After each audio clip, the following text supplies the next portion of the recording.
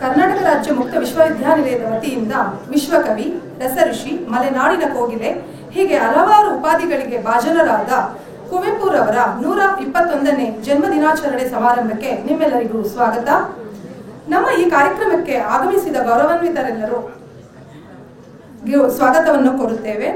ಕತ್ತಲೆಯ ಕತ್ತರಿಸಿ ಹಾದಿಯನ್ನು ತೋರಯ್ಯ, ಹೃದಯ ಭೀತಿಯ ನಡೆಸಿ ಧ್ಯೇಯ ನೀಡಯ್ಯ, ಸಂಶಯವ ಕಿತ್ತು ದೃಢಚಿತ್ತತೆಯ ತಾರಯ್ಯ, ಜನ್ಮವೆತ್ತುವುದಕ್ಕೆ ಸಾರ್ಥಕತೆಯ ಮಾಡಯ್ಯ ಎಂಬ ಕವಿವಾಣಿಯ ಹಾರೈಕೆಯಲ್ಲಿ ನಮ್ಮ ಈ ಸ್ವಸ್ಥ ಕಾರ್ಯಕ್ರಮವನ್ನು ಚಾಲನೆಗೊಳಿಸುತ್ತೇವೆ.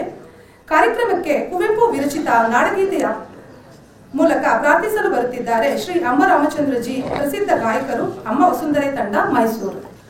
ಜಯ ಭಾರತ ಜನನೀಯ ತನುಜಾತಿ, ಜಯ ಹೇ ಕರ್ನಾಟಕ ಮಾತೆ, ಜಯ ಸುಂದರ ನದಿ ವನಗಳ ನಾಡೆ, ಜಯ ಹೇ ರಸ ಋಷಿಗಳ ಬೀಡೆ. ಓ ದೇವಿಯ ಮಕುಟದ ನವಮಣಿಯೇ, ಗಂಧದ ಚಂದದ ಹೊನ್ನಿನ ಗಣಿಯೇ, ರಾಘವ ಮಧುಸೂದನರವತರಿಸಿದ ಭಾರತ ಜನನೀಯ ತನುಜಾತಿ. ಜನನಿಯ ಜೋಗುಳ ವೇದದ ಘೋಷ, ಜನನಿಗೆ ಜೀವವು ನಿನ್ನ ವೇಷ. ಹಸುರಿನ ಗಿರಿಗಳ ಸಾಲೆ, ನಿನ್ನಯ ಕೊರಳಿನ ಮಾಲೆ. ಕಪಿಲ ಪತಂಜಲ ಗೌತಮ ಜಿನನುತ ಭಾರತ ಜನನಿ ತನುಜಾತಿ. ಶಂಕರ ಮನುಜ ವಿದ್ಯಾರಣ್ಯ, ಬಸವೇಶ್ವರ ಮಧ್ವರ ದಿವ್ಯಾರಣ್ಯ. ರನ್ನ ಶರಕ್ಷರಿ ಪನ್ನ, ಪಂಪಲ ಕುಮಿಪತಿ ಚರಣ. ಕುಮಾರ ವ್ಯಾಸರ ಮಂಗಳ ಧಾಮ, ಕವಿ ಕೋಗಿಲೆಗಳ ಪುಣ್ಯಾರಾಮ. ತಾರಕ ರಾಮಾನಂದ ಕಬೀರ ಭಾರತ ಜನನಿ ತನುಜಾತಿ. ತೈಲ ಪವೈಸಡರಾಳಿದ ನಾಡೆ, ಕಂಕಣ ಜಗಣರ ನೆಚ್ಚಿನ ಬೀಡೆ. ಕೃಷ್ಣ ಶರಾವತಿ ತುಂಗ, ಕಾವೇರಿಯವರ ರಂಗ. ಚೈತನ್ಯ ಪರಮಹಂಸ ವಿವೇಕರ ಭಾರತ ಜನನಿ ತನುಜಾತಿ. ಸರ್ವ ಜನಾಂಗದ ಶಾಂತಿಯ ತೋಟ, ರಸಿಕರ ಗಂಗಳ ಸೆಳೆಯುವ ನೋಟ.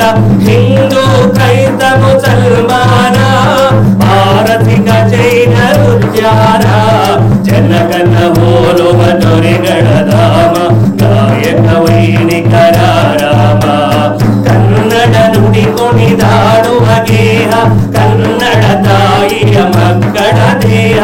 ಭಾರತ ಜನನಿಯ ತನುಜಾತೆ, ಜಯ ಹೇ ಕರ್ನಾಟಕ ಮಾತೆ, ಜಯ ಹೇ ಕರ್ನಾಟಕ ಮಾತೆ, ಜಯ ಹೇ ಕರ್ನಾಟಕ ಮಾತೆ.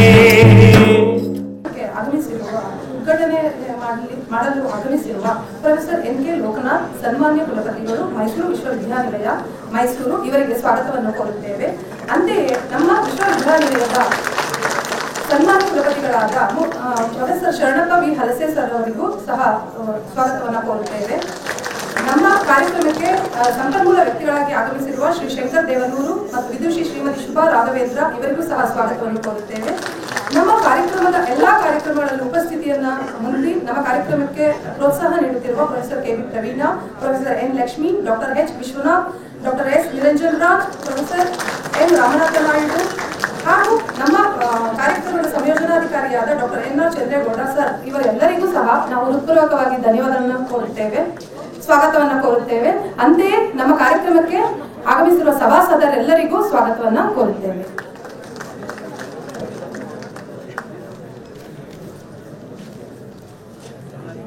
ಸಾಹಿತ್ಯವನ್ನು ಸೃಷ್ಟಿಸಿದರೆ ಬರೀ ಸಾಹಿತಿಯಾಗುತ್ತಾನೆ, ಬರದಂತೆ ಬದುಕಿದರೆ ವಿಶ್ವ ಮಾನವನಾಗುತ್ತಾನೆ. ವಿಶ್ವಕವಿ, ರಸಋಷಿ, ಮಲೆನಾಡಿನ ಕೋಗಿಲೆ ಹೀಗೆ ಹಲವಾರು ಉಪಾಧಿಗಳಿಗೆ ಭಾಜನರಾದ ಕುವೆಂಪು ಬರದಂತೆ ಬದುಕಿದ ಕನ್ನಡದ ಸರ್ವಶ್ರೇಷ್ಠ. ವಿಶ್ವ ಮಾನವತೆಯನ್ನು ವಿಶ್ವಕ್ಕೆ ಸಾರಿದ ವಿಶ್ವಕವಿ, ಪ್ರಕೃತಿಯ ಕಣ ಕಣದಲ್ಲೂ ಮೊಳಗುವ ಹೃದಯ ಗೀತೆಗೆ ಕಿವಿಯಾದ ಹೃದಯವಂತ. ಇಂತಹ ಮಹಾನ್ ಚೇತನದ ಜನ್ಮ ದಿನಾಚರಣೆಯನ್ನು ದೀಪ ಬೆಳಗಿಸುವುದರ ಮತ್ತು ಕುವೆಂಪುರವರ ಭಾವಚಿತ್ರಕ್ಕೆ ಪುಷ್ಪಾರ್ಚನೆಯನ್ನು ಅರ್ಪಿಸುವ ಮುಖೇನ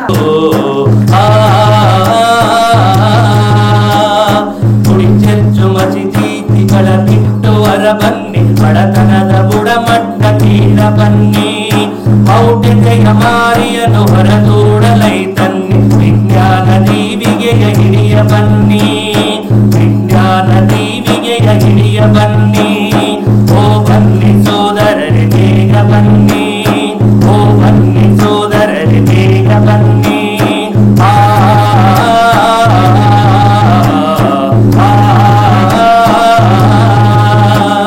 ಸಿಲುಕದಿರಿ ಮತವೆಂಬ ಮೋಹದ ಜ್ಞಾನಕ್ಕೆ ಪದಿಯಿಂದ ದುಡಿಯಿರೈ ಲೋಕಹಿತಕ್ಕೆ ಸಿಲುಕದಿರಿ ಮತವೆಂಬ ಮೋಹದ ಜ್ಞಾನಕ್ಕೆ ಪದಿಯಿಂದ ದುಡಿಯಿರೈ ಲೋಕಹಿತಕ್ಕೆ ಆ ಮತದ ಈ ಮತದ ಹಳೆ ಮತದ ಸಹವಾಸ ಸಾಗಿನ್ನು ಸೇರಿರೈ ಮನುಜ ಮತಕ್ಕೆ ಆ ಮತದ ಈ ಮತದ ಹಳೆ ಮತದ ಸಹವಾಸ ಸಾಗಿನ್ನು ಸೇರಿರೈ ವಿಶ್ವಪಥಕ್ಕೆ ಓ ಬನ್ನಿ ಸೋದರರೆ ವಿಶ್ವಪಥಕ್ಕೆ ಓ ಬನ್ನಿಸಿ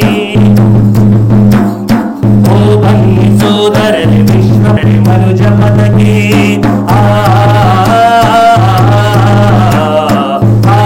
ವಿಶ್ರಾಂತ ಅಭಿಯಂತರರು ಮೈಸೂರು ಮತ್ತೋರ್ವ ಖ್ಯಾತ ಗಮಕಿಗಳಾದ ಶ್ರೀಮತಿ ಶುಭಾ ರಾಘವೇಂದ್ರ ಮೈಸೂರು ಇವರಿಗೆ ಗೌರವ ಸಮರ್ಪಣೆ ನಡೆಸಿಕೊಡಲಿದ್ದಾರೆ.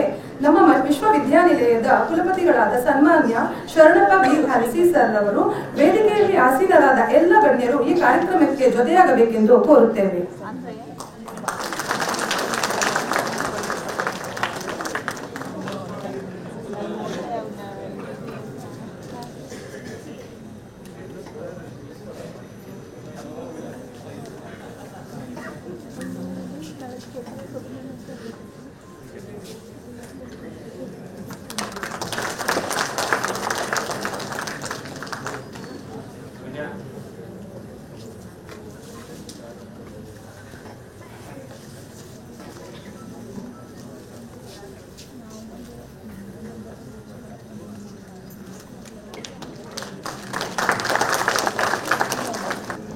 ನಮ್ಮ ವಿಶ್ವವಿದ್ಯಾಲಯ ಕುಲಪತಿಗಳಾದ ಪ್ರೊಫೆಸರ್ ಶರಣಪ್ಪ ವಿ ಹರಸಿ ಸರ್ ಅವರಿಗೂ ಗೌರವ ಸಮರ್ಪಣೆ.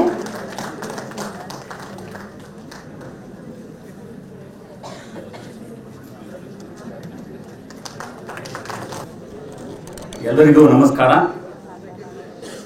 ಹೊಸ ವರ್ಷದ ಶುಭಾಶಯಗಳು. ನಮ್ಮ ಕರ್ನಾಟಕ ರಾಜ್ಯ ಮುಕ್ತ ವಿಶ್ವವಿದ್ಯಾಲಯದಲ್ಲಿ ಕುವೆಂಪು ಅಧ್ಯಯನ ಮತ್ತು ಸಂಶೋಧನೆ ಕೇಂದ್ರದಿಂದ ನೆರವೇರಿಸಲಾದ ಕುವೆಂಪು ಅವರ 121ನೇ ಜನ್ಮ ದಿನೋತ್ಸವ ಶುಭಾಶಯಗಳು. ಈ ಕಾರ್ಯಕ್ರಮಕ್ಕೆ ಬಂದಂತಹ ನನ್ನ ಗೆಳೆಯರಾದಂತಹ ಪ್ರೊಫೆಸರ್ ಲೋಕನಾಥ್ ಸರ್ ಅವರೇ, ವೈಸ್ ಚಾನ್ಸಲರ್ ಮೈಸೂರು ವಿಶ್ವವಿದ್ಯಾಲಯ ಮೈಸೂರು, ಮತ್ತು ಶಂಕರ್ ದೇವನೂರ್ ಸರ್ ಅವರೇ, ಮತ್ತು ನಮ್ಮ ಕರೆಗೆ ಹೋಗೊಂಡು ಬಂದಂತಹ ಶ್ರೀಮತಿ ಶೋಭಾ ರಾಘವೇಂದ್ರ ಅವರೇ, ನಮ್ಮ ರಿಜಿಸ್ಟ್ರಾರ್ ಆದಂತಹ ಪ್ರವೀಣ್ ಅವರೇ, ರಿಜಿಸ್ಟ್ರ್ ಇವ್ಯಾಲ್ಯೂಯೇಷನ್ ಆದಂತಹ ವಿಶ್ವನಾಥ್ ಅವರೇ, ರಮಾನಾಥಂ ನಾಯ್ಡು ಅವರೇ, ಫೈನಾನ್ಸ್ ಆಫೀಸರ್ ಆದಂತಹ ನಿರಂಜನ್ ರಾಜ್ ಅವರೇ, ಈ ಕಾರ್ಯಕ್ರಮದ ರೂವಾರಿಯಾದಂತಹ NR ಚಂದ್ರೇಗೌಡರೇ, ಮತ್ತು ನನ್ನ ಎಲ್ಲ ಸಹೋದ್ಯೋಗಿ ಮಿತ್ರರೇ ಹಾಗೂ ಅಧ್ಯಾಪಕ ಮಿತ್ರರೇ, ಈಗಾಗಲೇ ತಮ್ಗೆ ಗೊತ್ತಿದ್ದಂತೆ ಕುವೆಂಪು ಅವರ ವಿಶ್ವ ಮಾನವ. ಹೀಗಾಗಿ ಅವರು ಎಲ್ಲರಿಗೆ ನಾವು ಈಗಾಗಲೇ ನಾವು ವಿಶ್ವ ಮಾನವ ಅಂತ ಹೇಳ್ಕೊಂಡಿದ್ದೀವಿ. ನಾವು ಅವರಿಗೆ ವಿಶ್ವ ಮಾನವ ಅಂತಂದ್ರೆ ಎಲ್ಲ ಜನರ ಒಳ್ಳೆಯದನ್ನು ಬಯಸಿದಂತಹ ಕುವೆಂಪು ಅವರು, ಮತ್ತು ನಮ್ಮ ದೇಶದಲ್ಲಿ ಅತಿ ಎತ್ತರಕ್ಕೆ ಬೆಳೆದಂತಹ ಕವಿಗಳು ಮತ್ತು ಒಳ್ಳೆಯ ಬರಹಗಾರರು ಆದಂತಹ ಕುವೆಂಪು ಜನ್ಮದಿನವನ್ನ ನಾವು ಇಂದು ಆಚರಿಸ್ತಾ ಇದ್ದೆವು. ಅದು ಕಾರಣಾಂತರದಿಂದ 29ನೇ ತಾರೀಕಿಗೆ ಆಚರಿಸಬೇಕಾಗಿತ್ತು, ಆದರೆ 4ನೇ ತಾರೀಕಿಗೆ ಬಂತು. ಅದು 31ನೇ ತಾರೀಕಿಗೆ ನಾವು ಲೋಕನಾಥ್ ಸರ್ ಮತ್ತೆ ಇಲ್ಲ, ನಾನು ಮತ್ತೊಂದ್ಸಲ ಬರ್ತೀನಿ ಅಂದ್ರು. ಆದ್ರೂ ಅವರೇ ಬರ್ಬೇಕಂತ ಹೇಳಿ ನಾವು 4ನೇ ತಾರೀಕಿಗೆ ಹಾಕೊಂಡೆವು. ಹೀಗಾಗಿ ನಮ್ಮ ಕರೆಗೆ ಹೋಗ್ಬಿಟ್ಟು ಬಂದಂತಹ ಲೋಕನಾಥ್ ಸರಿಗೆ ಇನ್ನೊಂದು ಸಲ ಧನ್ಯವಾದ ಹೇಳುತ್ತಾ, ನಾನು ನನಗೆ ಇನ್ನೊಂದು ಕಾರ್ಯಕ್ರಮ ಇರೋದ್ರಿಂದ ತಮ್ಮೆಲ್ಲ ಕ್ಷಮೆ ಯಾಚಿಸಿ ನಾನು ನಮ್ಮ ಬೇರೆ ಕಾರ್ಯಕ್ರಮವನ್ನು ಅಟೆಂಡ್ ಆಗ್ಲಿಕ್ಕೆ ಹೋಗ್ತೀನಿ. ಮತ್ತು ಇಲ್ಲಿ ನಮ್ಮ ಎಲ್ಲ ರಿಜಿಸ್ಟ್ರು ಮತ್ತು ಲೋಕನಾಥ್ ಸರ್, ನಮ್ಮ ಅತಿಥಿಗಳು ಶಂಕರ್ ಸರ್ ಇರ್ತಾರೆ, ಮತ್ತು ಶೋಭಾ ರಾಘವೇಂದ್ರ ಮೇಡಮ್ ಅವರು ತಮಗೆ ಅವರ ಅನಿಸಿಕೆಗಳನ್ನ ಕುವೆಂಪು ಅವರ ಬಗ್ಗೆ ಹೇಳ್ತಾರೆ. ತಾವೆಲ್ಲ ಆಲಿಸಿ ಅವರ ಬಗ್ಗೆ ಅವರ ಹೇಳಿದಂತೆ ತಾವು ಅಟ್ಲೀಸ್ಟ್ 1% ಆದ್ರೂ ನಡ್ಕೊಂಡ್ರೆ ಒಳ್ಳೇದಾಗ್ತದೆ ಅಂತ ಹೇಳ್ತಾ ಶುಭಾಶಯಗಳು ಎಲ್ಲರಿಗೆ. ಧನ್ಯವಾದಗಳು. ಎಲ್ಲರಿಗೂ ಕುವೆಂಪು ಜನ್ಮದಿನಾಚರಣೆಯ ಶುಭಾಶಯಗಳು. ಕರ್ನಾಟಕ ರಾಜ್ಯ ಮುಕ್ತ ವಿಶ್ವವಿದ್ಯಾನಿಲಯ ಕುವೆಂಪು ಸಂಶೋಧನಾ ಮತ್ತು ವಿಸ್ತರಣಾ ಕೇಂದ್ರದ ವತಿಯಿಂದ ಈ ದಿನ ಕುವೆಂಪು ಅವರ 121ನೇ ಜನ್ಮದಿನಾಚರಣೆಯ ಪ್ರಯುಕ್ತ ಗಮಕ ವ್ಯಾಖ್ಯಾನ ಶ್ರೀ ರಾಮಾಯಣ ದರ್ಶನ ಮಹಾಕಾವ್ಯದ ಕವೀಕೃತ ದರ್ಶನ ಭಾಗವನ್ನು ಕುರಿತು ಇವತ್ತು ಈ ಕಾರ್ಯಕ್ರಮವನ್ನು ಹಮ್ಮಿಕೊಳ್ಳಲಾಗಿದೆ. ಈಗಾಗಲೇ ಮಾನ್ಯ ಕುಲಪತಿಗಳು ನಮ್ಮ ವಿಶ್ವವಿದ್ಯಾನಿಲಯಕ್ಕೆ ಇನ್ನೊಂದು ಸಭಾಂಗಣದಲ್ಲಿ ರಾಜ್ಯಪಾಲರು ಆಗಮಿಸ್ತಾ ಇರ್ತಕ್ಕಂಥ ಹಿನ್ನೆಲೆಯಲ್ಲಿ ಸಮಯಕ್ಕೆ ಸರಿಯಾಗಿ ಹಾಜರಾಗಬೇಕಾಗಿರುವ ಹಿನ್ನೆಲೆಯಲ್ಲಿ ತುರ್ತಾಗಿ ಈಗಾಗಲೇ ಜ್ಯೋತಿ ಬೆಳಗಿಸುವುದರ ಮೂಲಕ ಕುವೆಂಪು ಅವರ ಭಾವಚಿತ್ರಕ್ಕೆ ಪುಷ್ಪಾರ್ಚನೆಯನ್ನು ಮಾಡುವುದರ ಮೂಲಕ ಶುಭಾಶಯವನ್ನು ಹೇಳಿ ನಿರ್ಗಮಿಸಿದ್ದಾರೆ. ಕುವೆಂಪು ಅವರು 1904 ಡಿಸೆಂಬರ್ 29ರಂದು ಜನಿಸಿ 2024 ಡಿಸೆಂಬರ್ 29ಕ್ಕೆ 121ನೇ ಜನ್ಮದಿನಾಚರಣೆಯ ಆಚರಿಸಬೇಕಾಗಿತ್ತು. ಮನಮೋಹನ್ ಸಿಂಗ್ ಅವರ ಮರಣದ ಪ್ರಯುಕ್ತ ಶೋಕಾಚರಣೆಯನ್ನು ಘೋಷಿಸಿರುವ ಹಿನ್ನೆಲೆಯಲ್ಲಿ 7 ದಿನಗಳವರೆಗೆ ಅದನ್ನು ಮುಂದೂಡಲಾಯಿತು ಕಾರ್ಯಕ್ರಮಗಳನ್ನು ಇಡೀ ದೇಶದಾದ್ಯಂತ. ಆ ಹಿನ್ನೆಲೆಯಲ್ಲಿ ಈ ದಿನ ಮಾನ್ಯ ಕುಲಪತಿಗಳ ಸೂಚನೆಯ ಮೇರೆಗೆ ಇವತ್ತು ಈ ಕಾರ್ಯಕ್ರಮವನ್ನು ಹಮ್ಮಿಕೊಳ್ಳಲಾಗಿದೆ. ಮುಖ್ಯವಾಗಿ ನೋಡಿ, ಕುವೆಂಪು ಅವರ ಬಗ್ಗೆ ಮುಖ್ಯವಾಗಿ ನಮ್ಮ ಕರ್ನಾಟಕ ರಾಜ್ಯ ಮುಕ್ತ ವಿಶ್ವವಿದ್ಯಾನಿಲಯದಲ್ಲಿ ದೂರ ಶಿಕ್ಷಣ ವ್ಯವಸ್ಥೆಯಲ್ಲಿ ಎಲ್ಲ ವರ್ಗದವರಿಗೂ ಕರ್ನಾಟಕದಾದ್ಯಂತ ಇರತಕ್ಕಂತಹ ಎಲ್ಲ ಜನರಿಗೂ ಕೂಡ ಅತ್ಯಂತ ಕಡಿಮೆ ಶುಲ್ಕದಲ್ಲಿ ಪ್ರವೇಶಾತಿಯನ್ನು ನೀಡಿ ಉದ್ಯೋಗಮುಖಿಯಾಗಿ ಶೈಕ್ಷಣಿಕ ಮುಖಿಯಾಗಿ ಇದು ದಾಪುಗಾಲ ನಡೀತಾ ಇರ್ತಕ್ಕಂತಹ ಒಂದು ಸಂದರ್ಭವನ್ನು ನಾವೆಲ್ಲ ನಮಗೆಲ್ಲ ಗೊತ್ತಿದೆ. ಅದರ ಜೊತೆಗೆ ನಮ್ಮ ವಿಶ್ವವಿದ್ಯಾನಿಲಯದಲ್ಲಿ ಮಹಾನ್ ರಾಷ್ಟ್ರದ ಮತ್ತು ನಾಡಿನ ಮಹಾನ್ ವ್ಯಕ್ತಿಗಳ ಒಂದು ಪೀಠಗಳನ್ನು ಸ್ಥಾಪನೆ ಮಾಡಿದೆ. ಗಾಂಧಿ, ಅಂಬೇಡ್ಕರ್, ವಿವೇಕಾನಂದ, ಕುವೆಂಪು, ಬಾಬು ಜಗಜೀವರಾಮ್ ಹೀಗೆ ಅನೇಕ ಪೀಠಗಳನ್ನು ಸ್ಥಾಪನೆ ಮಾಡಿಕೊಂಡು ನಮ್ಮ ವಿಶ್ವವಿದ್ಯಾನಿಲಯದ ದೂರ ಶಿಕ್ಷಣ ವ್ಯವಸ್ಥೆಯನ್ನು ಪ್ರಸಾರ ಮಾಡೋದ್ರ ಜೊತೆಗೆ ಇಂಥ ಮಹಾನ್ ನಾಯಕರ ಆದರ್ಶಗಳು ವಿಚಾರಧಾರೆಗಳನ್ನು ವಿದ್ಯಾರ್ಥಿಗಳಿಗೆ, ಸಂಶೋಧಕರಿಗೆ, ಸಮಾಜಕ್ಕೆ ತಲುಪಿಸ್ತಕ್ಕಂಥ ಒಂದು ಉದ್ದೇಶದಿಂದ ಇಂತಹ ಒಂದು ಕಾರ್ಯಕ್ರಮಗಳನ್ನು ವಿಶೇಷ ಪ್ರಚಾರೋಪನ್ಯಾಸಮಾಲೆ, ವಿಚಾರ ಸಂಕಿರಣಗಳು ಇಂತಹ ಕಾರ್ಯಕ್ರಮಗಳನ್ನು ಹಮ್ಮಿಕೊಂಡು ಬರ್ತಾ ಇರ್ತಕ್ಕಂಥದ್ದನ್ನು ನಾವು ಗಮನಿಸ್ತೇವೆ. ಕುವೆಂಪು ಅವರ ಬಗ್ಗೆ ಒಂದೆರಡು ಮಾತನ್ನು ಇವತ್ತು ಶ್ರೀ ರಾಮಾಯಣ ದರ್ಶನ ಮಹಾಕಾವ್ಯ ಎಷ್ಟು ಮಹತ್ವಪೂರ್ಣವಾಗಿರುವಂತಹ ಕೃತಿ ಆಗಿದೆ,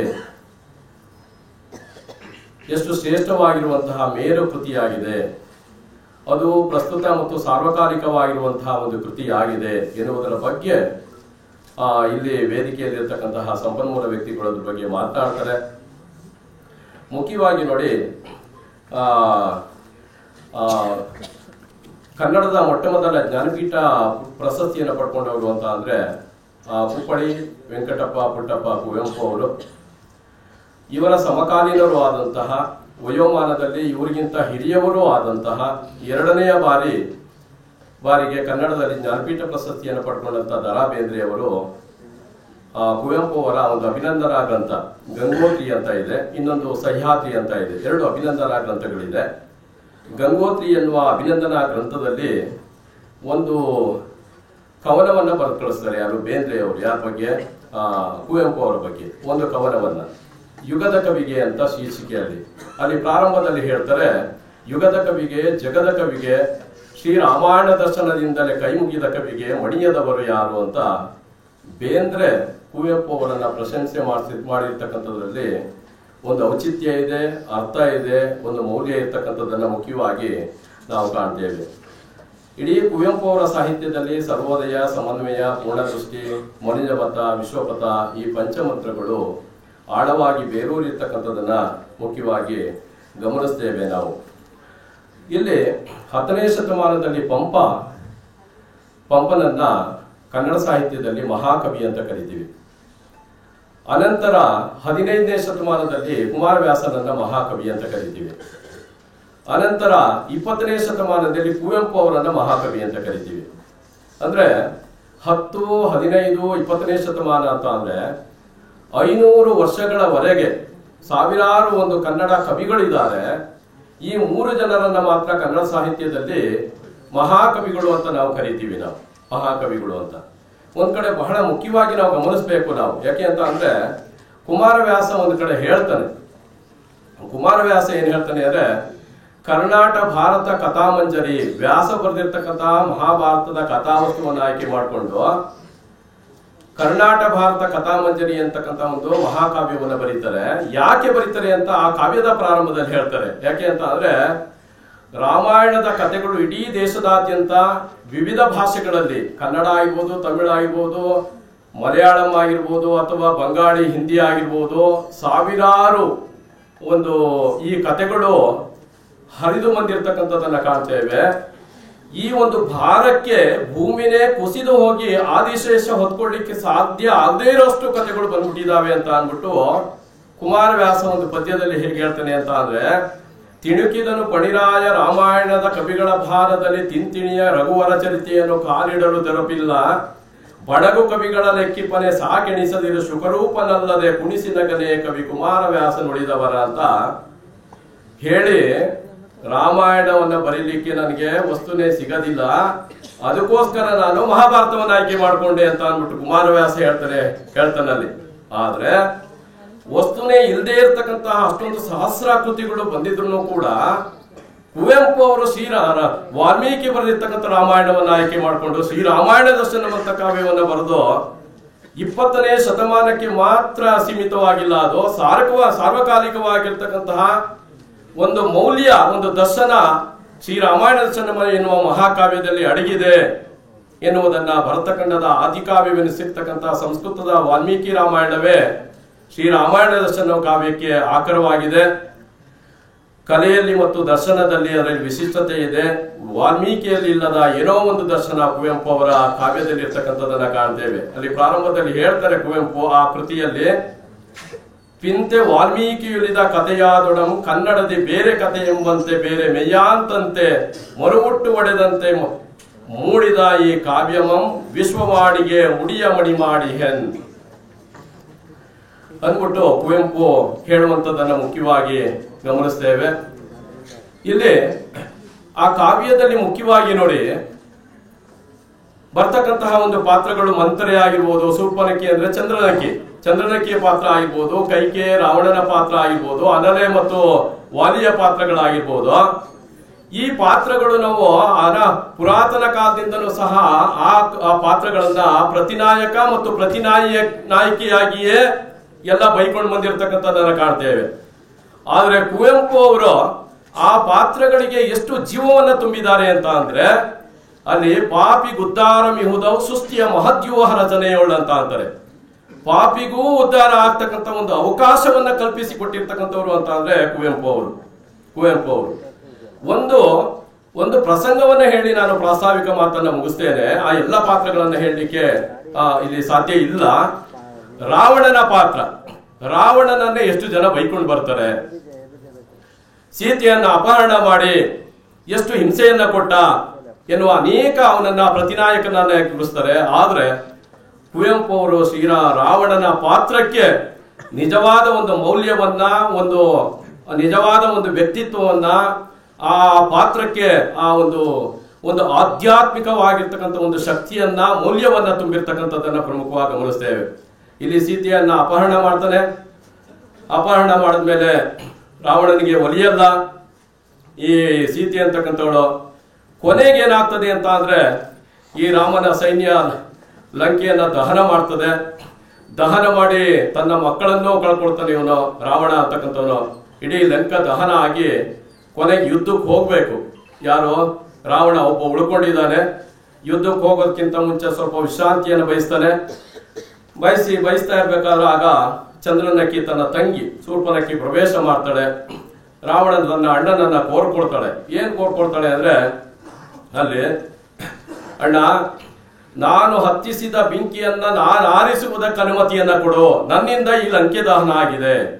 ನೀನು ಹತ್ತಿಸಿದ ಬೆಂಕಿಯನ್ನ ನೀನು ಆರಿಸುವುದಕ್ಕೆ ನೀನು ಪ್ರಯತ್ನ ಪಟ್ಟಿದ್ರೆ ನಿನ್ನನ್ನೇ ಒಳಕೊಳ್ಳುವುದು, ನಿನ್ನನ್ನೇ ನಾಶ ಮಾಡ್ಬಿಡ್ತದೆ, ನನ್ನನ್ನ ಸಮೇತ. ಆದ್ರಿಂದ ಇದಾಗಲ್ಲ, ಏನ್ ಮಾಡ್ತೀಯ ಅಂತ ಕೇಳಿದಾಗ ಅವನು ರಾವಣ ಹೇಳ್ತಾನೆ. ರಾವಣನ ನಿಜವಾದ ವ್ಯಕ್ತಿತ್ವವನ್ನು ಹೇಗೆ ಕುವೆಂಪು ಕಟ್ಟಿಕೊಟ್ಟಿದ್ದಾರೆ ಅಂತಕ್ಕಂಥದ್ದು ಇಲ್ಲಿ ಕಂಡು ಬರುತ್ತೆ. ನಾನು ಈ ಯುದ್ಧ ಭೂಮಿಯಲ್ಲಿ ಅವನು ಏಕಮುಖನೇ ಇರೋದು, ದಶಮುಖ ಅಂತ ಕರೀತಾರೆ. ನಾನು ಯುದ್ಧ ಭೂಮಿಯಲ್ಲಿ ಒಬ್ಬನಿಗೆ ಏಕಮುಖನಾಗಿ, 10 ಜನರಿಗೆ ದಶಮುಖನಾಗಿ, 100 ಜನರಿಗೆ ಶತಮುಖನಾಗಿ, ಬಹು ಜನರಿಗೆ ಬಹುಮುಖನಾಗಿ, ಲೆಕ್ಕವಿಲ್ಲದಷ್ಟು ಜನರಿಗೆ ಅನಂತಮುಖಿಯಾಗಿ ವೀರಾವೇಶದಿಂದ ಹೋರಾಟವನ್ನ ಮಾಡಿ ಯುದ್ಧದಲ್ಲಿ ರಘುಕುಲ ರಾಮನನ್ನ ಸೆರೆಯಾಳು ಮಾಡಿ ತಂದು ಕಪ್ಪ ಕಾಣಿಕೆಯ ರೂಪದಲ್ಲಿ ಸೀತೆಗೆ ಒಪ್ಪಿಸುವುದನ್ನ ಮನೋರಥಂ ಅಂತ ಅಂದ್ಬಿಟ್ಟು ರಾವಣ ತನ್ನ ತಂಗಿಗೆ ಹೇಳ್ತಾನೆ, ನನ್ನ ಅಣ್ಣನ ಮನಸ್ಸು ಈ ರೀತಿ ಇದೆಯಾ ಅಂತ ಅಂದ್ಬಿಟ್ಟು ಅವಳು ರೋಮಾಂಚನ ಆಗೋಗಿ ಸಾಷ್ಟಾಂಗ ನಮಸ್ಕಾರವನ್ನ ಮಾಡ್ತಕ್ಕಂಥ ಒಂದು ಸಂದರ್ಭ ಕಂಡು ಬರುತ್ತೆ. ಹೀಗೆ ರಾವಣನ ಪಾತ್ರಕ್ಕೆ ಆ ಒಂದು ಭಾಷೆ ಬಳಕೆ ಆಗಿರೋದೊಂದು ಭಾಗ ಗಮನಿಸಿ ನೀವು. ಅಲ್ಲಿ ರಾವಣ ಹೇಳ್ತಕ್ಕಂಥದ್ದು ತನ್ನ ತಂಗಿಗೆ ತನ್ನ ಮನಸ್ಸು ಹೇಗಿದೆ ಅಂತಕ್ಕಂಥದ್ದನ್ನ, ಆಹಾ ನಿನಗೆ ಕಾಣದ ದೃಶ್ಯಮದು ಏನ್ ದಿವ್ಯಂ ಆ ದೃಶ್ಯಂ ಮೂಲೋಕಮಿನ್ನಗಂ ಮತ್ತಂ ಇನ್ನಾದೊಡಂ ಕಂಡರಿಯದ ಕಾಣಲಾರದ ಕೊಳಗುಳದಿ ಅಂದ್ರೆ ಯುದ್ಧ ಭೂಮಿ, ರಘುಕುಲ ಲಲಾಮನಂ ಜಗದೇಕ ವೀರನಂ ಗೆಲ್ಲು ಸೆರೆಯಾಳು ಮಾಡಿ ತಂದು ಲಂಕೇಶ್ವರನ ಸರ್ವಗರ್ವವನ್ನಿರದೆ ಸೋಲಿಸಿದ ಮೈಥಿಲಿಗೆ ಕಪ್ಪ ಮೆನೆ ಕಾಣಿಕೆಯನ್ನೊಪ್ಪಿಸುವ ಭವ್ಯತಾ ದಿವ್ಯ ದೃಶ್ಯಂ ಅಂತಾನೆ. ಆಗ ಚಂದ್ರನಕ್ಕೆ ಕೇಳ್ದದಂ ನಿಮಿರ್ತುದನ ವೇಲ್ ಮೈಗೆ ತತ್ತರಿಸಿದಳ್ ಚಂದ್ರನಕ್ಕೆ ಕಣ್ಣೀರ್ ತುಳುಕುತ್ತಿದೆ ಮೊಲಕಾಲೂರಿ ನಮಿಸಿದಳ್ ನುಡಿದಳ್.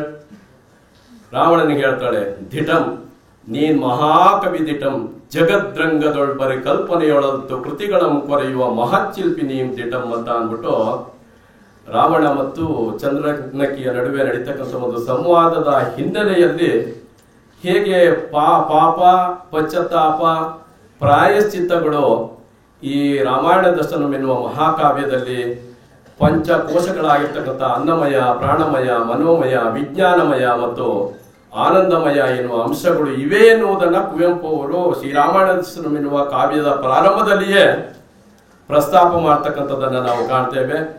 ಈ ನೆಲೆಯಲ್ಲಿ ಈ ಕಾವ್ಯದ ಬಗ್ಗೆ ಗಮಕ ಮತ್ತು ವ್ಯಾಖ್ಯಾನವನ್ನು ಮಾಡ್ತಕ್ಕಂಥ ಒಂದು ಸಂದರ್ಭ ಇದಾಗಿದೆ. ಈ ಕಾರ್ಯಕ್ರಮಕ್ಕೆ ಉದ್ಘಾಟಕರಾಗಿ ಆಗಮಿಸಿ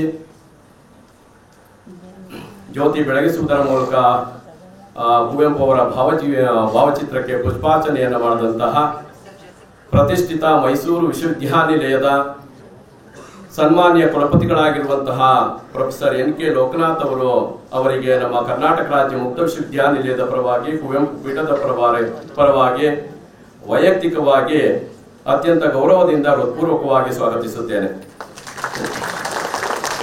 ಹಾಗೆಯೇ ಘನ ಅಧ್ಯಕ್ಷತೆಯನ್ನು ವಹಿಸಿ ಈಗಾಗಲೇ ಇನ್ನೊಂದು ಕಾರ್ಯಕ್ರಮಕ್ಕೆ ಹೋಗಿರ್ತಕ್ಕಂಥ ನಮ್ಮ ಕರ್ನಾಟಕ ರಾಜ್ಯ ಮುಕ್ತ ವಿಶ್ವವಿದ್ಯಾನಿಲಯದ ಮಾನ್ಯ ಕುಲಪತಿಗಳಾಗಿರ್ತಕ್ಕಂಥ ಪ್ರೊಫೆಸರ್ ಶರಣಪ್ಪ ವಿ ಹಲಸೆ ಅವರಿಗೆ ಅವರ ಅನುಪಸ್ಥಿತಿಯಲ್ಲಿ ಮತ್ತೊಮ್ಮೆ ಹೃತ್ಪೂರ್ವಕವಾಗಿ ಗೌರವದಿಂದ ಸ್ವಾಗತಿಸುತ್ತೇನೆ. ಮುಖ್ಯವಾಗಿ ನೋಡಿ, ಸಂಪನ್ಮೂಲ ವ್ಯಕ್ತಿಯಾಗಿ ಆಗಮಿಸಿರ್ತಕ್ಕಂಥವರು ಶ್ರೀಯುತ ಶಂಕರ್ ದೇವನೂರ್ ಅವರು, ಸಂಸ್ಕೃತಿ ಚಿಂತಕರು, ಆಧ್ಯಾತ್ಮಿಕ ಚಿಂತಕರು ಮತ್ತು ವಿಶ್ರಾಂತ ಮುಖ್ಯ ಅಭಿಯಂತರರು ಮೈಸೂರು. ಬೇಸಿಕಲಿ ಇವರು ನೋಡಿ ಒಬ್ಬರು ಇಂಜಿನಿಯರ್ ಆಗಿ ಕೆಲಸವನ್ನು ನಿರ್ವಹಿಸಿ ನಿವೃತ್ತಿಯನ್ನು ಹೊಂದಿರತಕ್ಕಂಥವ್ರು.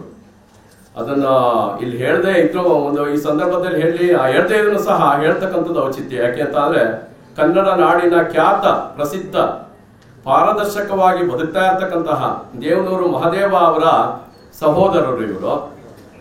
ಇಂಜಿನಿಯರ್ ಆಗಿ ಅವರಿಗೆ ಒಂದು ದಿನವೂ ಬಿಡುವಿಲ್ಲ. ಉತ್ತರ ಕರ್ನಾಟಕದಲ್ಲಿ ಬಹಳಷ್ಟು ಅವರು ವೃತ್ತಿ ಜೀವನವನ್ನು ಆರಂಭಿಸಿದ್ದಾರೆ. ಆ ವೃತ್ತಿ ಜೀವನವನ್ನು ಆರಂಭಿಸಿರ್ತಕ್ಕಂಥ ಸಂದರ್ಭದಲ್ಲಿ ಒಂದು ದಿನವೂ ವರ್ಷದ ಒಂದು ದಿನದಲ್ಲಿ ಆಗ್ಲೇ ಅವರಿಗೆ ದಿನಾಂಕಗಳು ಬುಕ್ ಆಗೋಗ್ಬಿಟ್ಟಿದೆ. ಅವ್ರಿಗೆ ನಮ್ಗೆ ಸಿಕ್ಕಿರೋದೇ ಇವತ್ತು ಪುಣ್ಯ. ಇವತ್ತಿನ ಒಂದು ಕಾರ್ಯಕ್ರಮಕ್ಕೆ ಅವರು ಇಂಜಿನಿಯರ್ ಆಗಿದ್ರು ಸಹ ಎಷ್ಟು ಒಂದು ಭಾವನಾತ್ಮಕವಾಗಿರ್ತಕ್ಕಂಥ ಆಧ್ಯಾತ್ಮಿಕವಾಗಿರ್ತಕ್ಕಂತಹ ಒಂದು ಸಾಂಸ್ಕೃತಿಕ ಚಿಂತನೆಗಳು ಹೇಗೆ ಅವರ ಒಂದು ಜ್ಞಾನದಲ್ಲಿ ತುಂಬಿಕೊಂಡಿದ್ದಾರೆ ಅಂತಕ್ಕಂಥದ್ದನ್ನ ಅವರು ಪ್ರೆಸೆಂಟ್ ಮಾಡ್ತಕ್ಕಂಥ ಒಂದು ಸಂದರ್ಭದಲ್ಲಿ ನಿಮಗೆ ಗೊತ್ತಾಗ್ತದೆ. ಇವರನ್ನ ಈ ಒಂದು ಕಾರ್ಯಕ್ರಮದಲ್ಲಿ ಸಂಪನ್ಮೂಲ ವ್ಯಕ್ತಿಯಾಗಿ ಆಗಮಿಸಬೇಕು ಅಂತ ಕೋರ್ಕೊಂಡಾಗ ಅತ್ಯಂತ ಸಂತೋಷದಿಂದ ಬಂದಿದ್ದಾರೆ. ಅವರಿಗೆ ನಮ್ಮ ಕರ್ನಾಟಕ ರಾಜ್ಯ ಮುಕ್ತ ವಿಶ್ವವಿದ್ಯಾನಿಲಯ ಮತ್ತು ಕುವೆಂಪು ಪೀಠದ ಪರವಾಗಿ ಹೃತ್ಪೂರ್ವಕವಾಗಿ ಗೌರವದಿಂದ ಸ್ವಾಗತಿಸುತ್ತೇನೆ. ಮತ್ತೊಬ್ಬರು ವಿದುಷಿ ಶ್ರೀಮತಿ ಶುಭಾ ರಾಘವೇಂದ್ರ ಅವರು ಕನ್ನಡ ನಾಡಿನ ಖ್ಯಾತ ಗಮಕಿಗಳು. ಇವರು ಈಗಾಗಲೇ ಅನೇಕ ಪ್ರಶಸ್ತಿಗಳನ್ನ ಗಳಿಸ್ಕೊಂಡಿರ್ತಕ್ಕಂಥವ್ರು.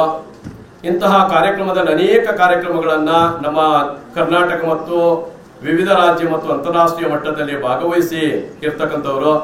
ಇಂತಹ ಒಬ್ಬ ಸಂಪನ್ಮೂಲ ವ್ಯಕ್ತಿ ಈ ಕಾರ್ಯಕ್ರಮಕ್ಕೆ ಆಗಮಿಸಬೇಕು ಅಂತ ಕೋರ್ಕೊಂಡಾಗ ಸಂತೋಷದಿಂದ ಒಪ್ಪಿ ಬಂದಿದ್ದಾರೆ. ಅವ್ರಿಗೂ ಕೂಡ ನಮ್ಮ ಕರಾಮೂವಿ ಮತ್ತು ಕುವೆಂಪು ಪೀಠದ ಪರವಾಗಿ ಹೃತ್ಪೂರ್ವಕವಾಗಿ ಗೌರವದಿಂದ ಸ್ವಾಗತಿಸುತ್ತೇನೆ. ಇಂತಹ ಒಂದು ಕಾರ್ಯಕ್ರಮ ಯಶಸ್ವಿಯಾಗಿ ನಡೆಯುವುದಕ್ಕೆ ಆಡಳಿತಾತ್ಮಕವಾಗಿ ಒಂದು ನಮಗೆ ಎಲ್ಲ ರೀತಿಯ ಒಂದು ಸಹಕಾರವನ್ನ ಕಾನೂನಾತ್ಮಕವಾಗಿ ನೀಡ್ತಾ ಇರ್ತಕ್ಕಂಥವ್ರು ಅಂತ ಅಂದ್ರೆ ನಮ್ಮ ಕರ್ನಾಟಕ ರಾಜ್ಯ ಮುಕ್ತ ವಿಶ್ವವಿದ್ಯಾನಿಲಯದ ಮಾನ್ಯ ಕುಲಸಚಿವರಾಗಿರ್ತಕ್ಕಂಥ ಪ್ರೊಫೆಸರ್ ಕೆ.ಬಿ. ಪ್ರವೀಣ ಅವರು ಈ ಕಾರ್ಯಕ್ರಮಕ್ಕೆ ಎಲ್ಲ ರೀತಿಯ ಒಂದು ನೆರವನ್ನು ನೀಡಿದ್ದಾರೆ. ಅವರಿಗೂ ಕೂಡ ನಮ್ಮ ಕುವೆಂಪು ಪೀಠದ ಪರವಾಗಿ ನಿಮ್ಮೆಲ್ಲರ ಪರವಾಗಿ ಗೌರವಪೂರ್ವಕವಾಗಿ ಸ್ವಾಗತಿಸುತ್ತೇನೆ. ಈ ಕಾರ್ಯಕ್ರಮದಲ್ಲಿ ಉಪಸ್ಥಿತರು ಪರೀಕ್ಷಾಂಗ ಕುಲಸಚಿವರಾಗಿರ್ತಕ್ಕಂತಹ ಲೇಖಕರು ಹಾಗೂ ಸಾಹಿತಿಗಳು ಆಗಿರ್ತಕ್ಕಂತಹ ಡಾಕ್ಟರ್ ಎಚ್ ವಿಶ್ವನಾಥ್ ಅವರು ಕೂಡ ಈ ಕಾರ್ಯಕ್ರಮದಲ್ಲಿ ಉಪಸ್ಥಿತರಿದ್ದಾರೆ. ಅವರು ಕೂಡ ಈ ಕುವೆಂಪು ಪೀಠದ ಪರವಾಗಿ ನಿಮ್ಮೆಲ್ಲರ ಪರವಾಗಿ ವೈಯಕ್ತಿಕವಾಗಿ ಹೃತ್ಪೂರ್ವಕವಾಗಿ ಸ್ವಾಗತಿಸುತ್ತೇನೆ. ಹಾಗೂ ನಮ್ಮ ಕರ್ನಾಟಕ ರಾಜ್ಯ ಮುಕ್ತ ವಿಶ್ವವಿದ್ಯಾನಿಲಯದ ಪ್ರಾಧ್ಯಾಪಕರು ಹಾಗೂ ಹಣಕಾಸು ಅಧಿಕಾರಿಗಳು ಆಗಿರ್ತಕ್ಕಂತಹ ಡಾಕ್ಟರ್ ಎಸ್ ನಿರಂಜನ್ ರಾಜ್ ಅವರು ಕೂಡ ಉಪಸ್ಥಿತರಿದ್ದಾರೆ. ಅವರು ಕೂಡ ನಮ್ಮ ಕುವೆಂಪು ಪೀಠದ ಪರವಾಗಿ ನಿಮ್ಮೆಲ್ಲರ ಪರವಾಗಿ ವೈಯಕ್ತಿಕವಾಗಿ ಹೃತ್ಪೂರ್ವಕವಾಗಿ ಸ್ವಾಗತಿಸುತ್ತೇನೆ. ಮತ್ತೊಬ್ಬರು ಡೀನ್ ಅಧ್ಯಯನ ಕೇಂದ್ರದ ಡೀನರು ಆಗಿರ್ತಕ್ಕಂಥ ಪ್ರೊಫೆಸರ್ ಎಂ ರಾಮನಾಥನ್ ನಾಯ್ಡು ಅವರು ಉಪಸ್ಥಿತರಿದ್ದಾರೆ. ಅವರು ಕೂಡ ನಿಮ್ಮೆಲ್ಲರ ಪರವಾಗಿ ವೈಯಕ್ತಿಕವಾಗಿ ಹೃತ್ಪೂರ್ವಕವಾಗಿ ಸ್ವಾಗತಿಸುತ್ತೇನೆ. ಈ ಕಾರ್ಯಕ್ರಮದಲ್ಲಿ ಕರ್ನಾಟಕ ರಾಜ್ಯ ಮುಕ್ತ ವಿಶ್ವವಿದ್ಯಾನಿಲಯದ ಎಲ್ಲ ಅಧಿಕಾರಿಗಳು, ಅಧ್ಯಾಪಕರು, ಅಧ್ಯಾಪಕೇತರರು, ವಿದ್ಯಾರ್ಥಿಗಳು, ಇಂಜಿನಿಯರಿಂಗ್ ವಿಭಾಗದ ಅಧಿಕಾರಿಗಳು ಮತ್ತು ನೌಕರರು, ಸಾಮಾನ್ಯ ವಿಭಾಗದ ಎಲ್ಲ ಅಧಿಕಾರಿಗಳು ಮತ್ತು ನೌಕರರು, ಇಲ್ಲಿ ಆಗಮಿಸಿರ್ತಕ್ಕಂತಹ ಒಂದು ಸುದ್ದಿ ಮಾಧ್ಯಮದವರು, ಈಗಾಗಲೇ ಒಂದು ನಾಡಗೀತೆಯನ್ನ ಮತ್ತು ವಿಶ್ವಮಾನವ ಗೀತೆಯನ್ನ ಹಾಡಿದಂತಹ ಶ್ರೀಯುತ ಅಮರಾಮಚಂದ್ರ ಅವರು, ನಿರೂಪಣೆ ಮಾಡ್ತಾ ಇರ್ತಕ್ಕಂಥ ಶ್ರೀಮತಿ ಮಮತಾ KS ಅವರು ಉಪಸ್ಥಿತರಿದ್ದಾರೆ. ಅವರೆಲ್ಲರಿಗೂ ಕೂಡ ಆತ್ಮೀಯವಾಗಿ ಹೃತ್ಪೂರ್ವಕವಾಗಿ ಸ್ವಾಗತಿಸುತ್ತಾ ನನ್ನ ಮಾತನ್ನು ಮುಗಿಸ್ತೇನೆ. ನಮಸ್ಕಾರಗಳು. ಎಲ್ಲರಿಗೂ ನಮಸ್ಕಾರ. ನಾಡು ಕಾಣುತ್ತಿರುವಂಥ ಹಿರಿಯ ಸಂಶೋಧಕರು, ನಾಡಿನ ಶ್ರೇಷ್ಠ ವಿಜ್ಞಾನಿಗಳು, ಆದರ್ಶ ಪ್ರಾಧ್ಯಾಪಕರಾದಂಥ ಪ್ರೊಫೆಸರ್ NK ಲೋಕನಾಥ್ ಸರ್ ಅವರು, ಘನತೆವೆತ್ತ ಕುಲಪತಿಗಳು, ಮೈಸೂರು ವಿಶ್ವವಿದ್ಯಾನಿಲಯ, ಇವರನ್ನ ಈ ಶುಭ ಸಂದರ್ಭದಲ್ಲಿ ತಮ್ಮ ಮುಂದೆ ಪರಿಚಯಾತ್ಮಕವಾಗಿ ಎರಡು ಮಾತನಾಡಿರುವುದು ಇದು ನನ್ನ ಭಾಗ್ಯ ಅಂತ ಭಾವಿಸ್ತೇನೆ. ಮೈಸೂರು ವಿಶ್ವವಿದ್ಯಾಲಯದ ವಿದ್ಯಾರ್ಥಿಯಾಗಿ, ಸಂಶೋಧಕರಾಗಿ, ಪ್ರಾಧ್ಯಾಪಕರಾಗಿ ಈಗ ಘನತೆವೆತ್ತ ಕುಲಪತಿಯವರಾಗಿದ್ದಾರೆ. ಇವರು ರಾಷ್ಟ್ರಮಟ್ಟದ ವಿಜ್ಞಾನಿಯಾಗಿ, ಪೋಸ್ಟ್ ಡಾಕ್ಟರಲ್ ಫೆಲೋ ಆಗಿ, ರಿಸರ್ಚ್ ಆರ್ಟಿಕಲ್ CSIR ಇದರ ಕೋಆರ್ಡಿನೇಟರ್ ಆಗಿ ಮೈಸೂರು ವಿಶ್ವವಿದ್ಯಾಲಯದಲ್ಲಿ ಸತತ 35 ವರ್ಷಗಳಿಂದಲೂ ಅನ್ಯೋನ್ಯವಾದ ಸಂಬಂಧವನ್ನು ಇಟ್ಟುಕೊಂಡು ಈ ದಿನ ಕುಲಪತಿ ಹುದ್ದೆಯನ್ನು ಅಲಂಕರಿಸಿದ್ದಾರೆ. ಜೊತೆಗೆ ವಿಭಾಗದ ಮುಖ್ಯಸ್ಥರಾಗಿ, ನೋಡಲ್ ಅಧಿಕಾರಿಯಾಗಿ, ಸಂಯೋಜನಾಧಿಕಾರಿಯಾಗಿ, ಪ್ರಿನ್ಸಿಪಲ್ ಇನ್ವೆಸ್ಟಿಗೇಟರ್ ಆಗಿ, ಬೃಹತ್ UGC ಮತ್ತು CSIR ಸಂಶೋಧನೆಯ ಮಾರ್ಗದರ್ಶಕರಾಗಿ, ಸಂಯೋಜನಾಧಿಕಾರಿಯಾಗಿ ಹಲವಾರು ವಿವಿಧ ಸಂಶೋಧನಾ ವರದಿಗಳನ್ನ ರಾಜ್ಯಕ್ಕೆ, ರಾಷ್ಟ್ರಕ್ಕೆ ಸಲ್ಲಿಸಿರುವ ಕೀರ್ತಿ ಇವರದು. ಅದೇ ರೀತಿ director planning, monitoring and evaluation board, university of Mysuru ಸದಸ್ಯರಾಗಿ, ನಿರ್ದೇಶಕರಾಗಿ, ವಿಶ್ವವಿದ್ಯಾಲಯದ ಅಭಿವೃದ್ಧಿ ಮಂಡಳಿಯ ನಿರ್ದೇಶಕರಾಗಿ, ವಿಭಾಗದ ಮುಖ್ಯಸ್ಥರಾಗಿ ಹಲವಾರು ಆಡಳಿತಾತ್ಮಕ, ಸಂಶೋಧನಾತ್ಮಕ ಸೇವೆಯನ್ನ ಸಲ್ಲಿಸಿರುವ ಹಿರಿಮೆ ಇವರದು. ಇವರ ಈ ಒಂದು ವಿಶೇಷ ಸಂಶೋಧನಾ ಮತ್ತು ಅಧ್ಯಾಪನ ಸೇವೆಯನ್ನು ಗುರುತಿಸಿ UK ಅವಾರ್ಡ್ ಆಫ್ ಎಕ್ಸಲೆನ್ಸ್ 2024 ಇಸ್ವಿಯಲ್ಲಿ ಇವರ ಈ ಒಂದು ವಿಜ್ಞಾನದ ಸೇವೆಗೆ UK ಅವಾರ್ಡ್ ಆಫ್ ಎಕ್ಸಲೆನ್ಸ್ ದೊರೆತಿದೆ. ಜೊತೆಗೆ sir CV Raman Young scientist award ಕೂಡ ರಾಜ್ಯ ಸರ್ಕಾರದಿಂದ 2014 ಇಸ್ವಿಯಲ್ಲಿ ಇವರಿಗೆ ದೊರೆತಿದೆ. ಅದೇ ರೀತಿ ಫ್ಯಾಕಲ್ಟಿ ರಿಸರ್ಚ್ ಅವಾರ್ಡ್, ಇದು ಕೂಡ faculty research award by career 360 India, ಇದು ಒಂದು ರಾಷ್ಟ್ರ ಮಟ್ಟದ ಪುರಸ್ಕಾರ ಅವರಿಗೆ. ಹೀಗೆ ಹಲವಾರು ಜಪಾನ್ನಲ್ಲಿ ಆಗಿರ್ಬೋದು, ಟೋಕಿಯೋದಲ್ಲಿ ಆಗಿರ್ಬೋದು, ಅಮೆರಿಕದಲ್ಲಿ ಆಗಿರ್ಬೋದು ಹಲವಾರು ಸಂಶೋಧನಾ ಯೋಜನೆಗಳನ್ನು ಕೈಗೊಂಡು ಹಲವಾರು ಅನ್ಯ ವಿಶ್ವವಿದ್ಯಾಲಯಗಳ ಜೊತೆ ಸಂಯೋಜನಾಧಿಕಾರಿಯಾಗಿ, ವಿಜ್ಞಾನಿಯಾಗಿ ಹಲವಾರು ಯೋಜನೆಗಳನ್ನು ಪೂರ್ಣಗೊಳಿಸಿರುವ ಜೊತೆಗೆ ಹಲವಾರು ಸಂಶೋಧನಾ ಗ್ರಂಥಗಳನ್ನ, ಅವರ ಒಂದು ಸಂಶೋಧನಾ ಲೇಖನಗಳು 500ಕ್ಕೂ ಹೆಚ್ಚು ಅಂತಾರಾಷ್ಟ್ರೀಯ ಮಟ್ಟದ ಮತ್ತು ರಾಷ್ಟ್ರ ಮಟ್ಟದ ನಿಯತಕಾಲಿಕಗಳಲ್ಲಿ ಪ್ರಕಟವಾಗಿವೆ. ಇವರ ಸಂಶೋಧನೆಗೆ 6ಕ್ಕೂ ಹೆಚ್ಚು ಪೇಟೆಂಟ್ಗಳು ಲಭಿಸಿವೆ. ಸಂಶೋಧನಾ ಪೇಟೆಂಟ್ಗಳು ಲಭಿಸಿವೆ. 100ಕ್ಕೂ ಹೆಚ್ಚು ಅತಿಥಿ ಉಪನ್ಯಾಸಗಳನ್ನು ರಾಷ್ಟ್ರ ಮತ್ತು ಅಂತಾರಾಷ್ಟ್ರೀಯ ಮಟ್ಟದಲ್ಲಿ ನೀಡಿರುವ ಹೆಗ್ಗಳಿಕೆ ಇವರದ್ದು. ದೇಶ, ರಾಷ್ಟ್ರ, ರಾಜ್ಯ ಹೀಗೆ ತನ್ನ ಶೈಕ್ಷಣಿಕ ಸಂಶೋಧನೆಯನ್ನ, ಅಧ್ಯಾಪನವನ್ನ ಮುನ್ನಡೆಸಿಕೊಂಡು ಬಂದಂತ ಇವರು ವಿಜ್ಞಾನದ 10ಕ್ಕೂ ಅಧಿಕವಾದ ರಾಷ್ಟ್ರಮಟ್ಟದ ಸಂಸ್ಥೆಯಲ್ಲಿ ಸದಸ್ಯರಾಗಿದ್ದಾರೆ. ವಿಭಾಗದ ಮುಖ್ಯಸ್ಥರು, ಆಡಳಿತ ಮಂಡಳಿಯ ಸದಸ್ಯರು, ಶೈಕ್ಷಣಿಕ ಮಂಡಳಿಯ ಸದಸ್ಯರು, ಸಿಂಡಿಕೇಟ್ ಸದಸ್ಯರು, ರಾಷ್ಟ್ರ ಮಟ್ಟದ ಹಲವಾರು ವಿಶ್ವವಿದ್ಯಾನಿಲಯಗಳ BOA ಸದಸ್ಯರು, BOE ಸದಸ್ಯರು, ಅದೇ ರೀತಿ ಹಲವು ವಿದೇಶಗಳ ವಿಶ್ವವಿದ್ಯಾನಿಲಯದಲ್ಲಿ ಇವರ ಭೌತಶಾಸ್ತ್ರದ ಪರಿಣಿತಿಯನ್ನು ಪರಿಗಣಿಸಿ ಹಲವಾರು ಪುರಸ್ಕಾರಗಳು ಮತ್ತೆ ಅವರಿಗೆ ಹಲವಾರು ಗೌರವಗಳು, ಪ್ರಶಂಸೆಗಳು ದೊರೆತಿವೆ. ಇಂಥ ಅದಮ್ಯ ಉತ್ಸಾಹದ, ಅದಮ್ಯ ಸದಾ ನಗುಮುಖದ ಜೊತೆಗೆ ಸರಳ ಸಜ್ಜನಿಕೆಯ ಘನತೆವೆತ್ತ ಕುಲಪತಿಯವರು ನಮ್ಮೊಂದಿಗೆ ಈ ಕಾರ್ಯಕ್ರಮದಲ್ಲಿ ಭಾಗವಹಿಸಿದ್ದಾರೆ. ಸದಾ ಅವರ ಆಶೀರ್ವಾದ ನಮ್ಮೆಲ್ಲರಿಗೂ ಇರಲಿ ಅಂತ ಹೇಳ್ತಾ ಈ ಅವಕಾಶಕ್ಕಾಗಿ ನಮ್ಮ ಆಡಳಿತ ಮಂಡಳಿಗೆ ಧನ್ಯವಾದಗಳನ್ನು. ನಮಸ್ಕಾರ. ಎಲ್ಲರಿಗೂ ಬೆಳಗಿನ ಶುಭೋದಯಗಳು ಹಾಗೂ ಎಲ್ಲರಿಗೂ ಹೊಸ ವರ್ಷದ ಶುಭಾಶಯಗಳು. ಆದರೆ ಕುವೆಂಪು ಜನ್ಮ ದಿನೋತ್ಸವದಲ್ಲಿ ಸೇರಿರುವಂತ ಎಲ್ಲ ಮಿತ್ರರು ಸ್ವಲ್ಪ ಸೀರಿಯಸ್ ಆಗಿದ್ದೇವೆ. ಮುಖದಲ್ಲಿ ನಗುಮುಖ ಇರಬೇಕು. ಯಾಕೆಂದ್ರೆ ಯಾವುದೇ ಒಂದು ವಿಚಾರ ತರಬೇಕಾದ್ರೆ ನಾವು ಪಾಸಿಟಿವ್ ಆಗಿರ್ತೀವಿ ಅಂತ ನಾನು ನಂಬ್ತೇನೆ. ಅದಕ್ಕೆ ತುಂಬಾ ಸೀರಿಯಸ್ ಆಗ್ಬಿಡಿ, ಯಾವ ಪರೀಕ್ಷೆ ಮಾಡ್ತಾ ಇಲ್ಲ ಅಂತ ಅನ್ಕೋತೀನಿ. ಸೊ ಅದರಿಂದ ಕನ್ನಡ ಭಾಷೆ ಅಂದಾಗ ನೆಲ, ಜಲ, ಭಾಷೆ ಮೂರನ್ನು ಕುವೆಂಪು ಬಾರಿ ಹೆಚ್ಚಾಗಿ ಹೇಳಿದ್ದಾರೆ. ಅವ್ರ ಬಗ್ಗೆ ಆಗಲಿ, ಕನ್ನಡದ ಬಗ್ಗೆ ಮಾತಾಡುವಾಗ ನಾವು ಕನ್ನಡಿಗರು ಪಾಸಿಟಿವ್ ಆಗಿರ್ಬೇಕು. ಅದರಿಂದ ನಗುತ್ತಾ ಇರಿ, ಸಮಸ್ಯೆಗಳು ಇದ್ದೇ ಇರುತ್ತೆ.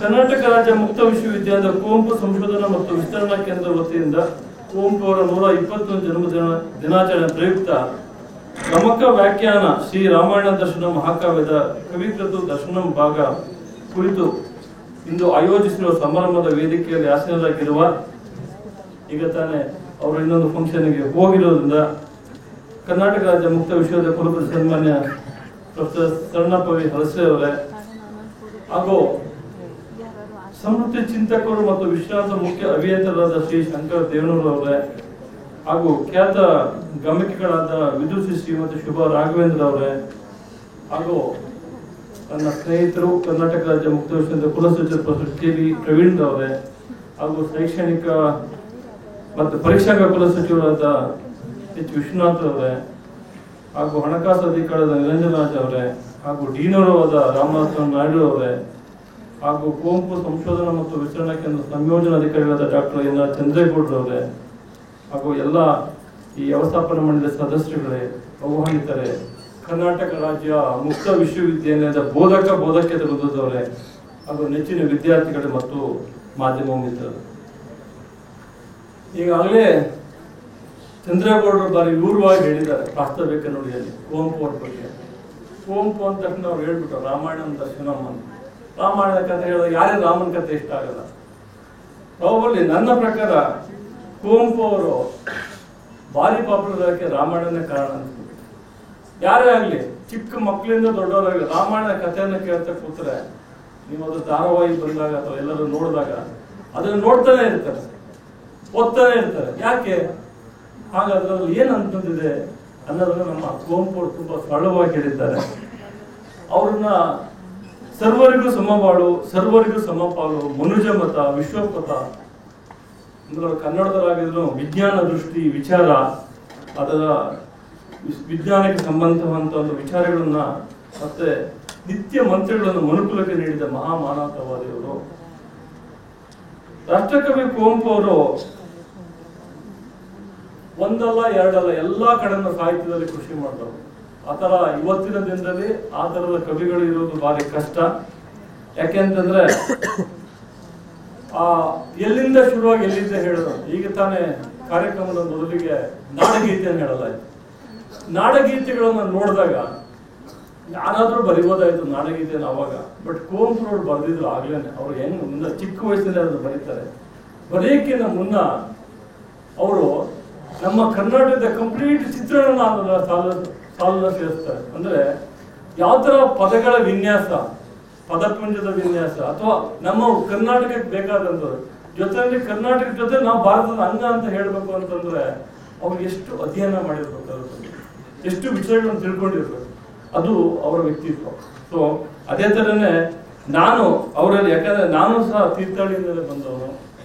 ಸೊ ತೀರ್ಥಹಳ್ಳಿ ಅಂದ ತಕ್ಷಣ ಸ್ವಲ್ಪ ಮಲೆನಾಡು, ಆ ಮಲೆನಾಡಿಗೆ ಸಂಬಂಧಪಟ್ಟಂತೆ ಅವರು ಹುಬ್ಬಳ್ಳಿಯಲ್ಲಿ ಯಾರೋ ನೀವು ವಿಸಿಟ್ ಮಾಡಿದ್ದೆ, ಅದರಲ್ಲಿ ಸುಂದರವಾದ ಪ್ರಕೃತಿ ತಾಣ ಇದೆ, ಕೆರೆ ಇದೆ, ತೊರೆ ಇದೆ, ಜೊತೆಯಲ್ಲಿ ಹೊಳೆಗಳು, ಬೆಟ್ಟಗಳು, ಈಗಲೂ ಸಹ ಹೋದಾಗ ಹಸಿರು ಗಿಳಿಗಳು, ಕೋಗಿಲೆಗಳು ಇಂಚಳದ ಕೂಡ ಸುಂದರವಾದ ಪ್ರಕೃತಿ ಬಹುಶಃ ಅವ್ರನ್ನ ಸಾಹಿತ್ಯದ ಕಡೆಗೆ ಕರೆದಿತ್ತು ಅನ್ನೋದು ನನ್ನ ನಂಬಿಕೆ. ಅದ್ರ ಜೊತೆನಲ್ಲಿ ಅವರು ಮಹಾರಾಜ ಕಾಲೇಜಲ್ಲಿ ಓದ್ತಿರುವಾಗ ಅವರು ತುಂಬಾ ಶಿಸ್ತಿನಿಂದ ಓದ್ತಾ ಇದ್ರು ಅಂತ ನಮ್ಮ ಅಜ್ಜಿ ಹೇಳ್ತಾ ಇದ್ರು. ಕುವೆಂಪು ಅಂತಂದ್ರೆ ನಮ್ಮ ಕಡೆ ಅವ್ರು ಭಾರಿ ಬುದ್ಧಿವಂತರು, ಅವರಷ್ಟು ತಿಳುವಳಿಕೆ ಅವ್ರು ಇಲ್ಲ ಅಂತಂದ್ರೆ, ನೀನು ಓದಿದ್ರೆ ಕುವೆಂಪು ತರ ಓದ್ಬೇಕು ಅಂತ ನಮ್ಮಲ್ಲೆಲ್ಲ ಪುಟ್ಟಾಜಿ ಅಂತಾನೆ ಕರೀತಾ ಇದ್ರು, ಕುವೆಂಪು ಅಂತ ನೀವು ಕರೀತಾ ಇದ್ರು.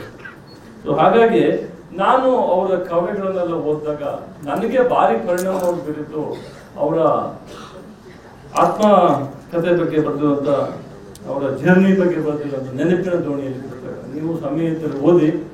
ಅದ್ರಲ್ಲಿ ಅವ್ರು ಏನೇನು ಕಷ್ಟಪಟ್ಟಿದ್ದಾರೆ, ಅದನ್ನು ಯಾವ್ಯಾವ ತರದಲ್ಲಿ ಅವ್ರನ್ನ ಹೇಳಿದ್ದಾರೆ. ಆದ್ರೆ ಅವ್ರು ಹೇಳುವಂತ ಒಂದು ವಿಧಾನ ಇದೆಯಲ್ಲ, ಭಾರಿ ಸರಳ ಭಾಷೆಯಲ್ಲಿ ಹೇಳುವಂಥದ್ದು, ಭಾರಿ ಮನೋಜ್ಞವಾಗಿ ಅವರನ್ನು ಹೇಳಿದ್ದಾರೆ. ಅದರಿಂದ ಅವರ ಸಾಹಿತ್ಯದಲ್ಲಿ ನಾನು ನೋಡ್ಕೊಂಡಿದ್ದ ಪ್ರಜ್ಞೆ, ಸುಪ್ತ ಪ್ರಜ್ಞೆ, ಆತ್ಮ ಸಾಕ್ಷಾತ್ಕಾರ, ಆಧ್ಯಾತ್ಮ, ಚೇತನ, ಕನಸುಗಳು, ಭಾವಗಳು, ಭ್ರಮೆ, ಅತೀಂದ್ರಿಯ ಕಲ್ಪನೆಗಳು ಮುಂತಾದ ಮನೋವಿಜ್ಞಾನವಾಗಿ ಅವರ ಪರಿಕಲ್ಪನೆಯನ್ನು ಅವರ ಸಾಹಿತ್ಯಗಳನ್ನು ನಾವು ನೋಡಿದ್ದೇವೆ. ಯಾಕೆಂದ್ರೆ ಅವರು BA ಓದುವಾಗ ಸೈಕಾಲಜಿ ಓದಿದ್ದಾರೆ.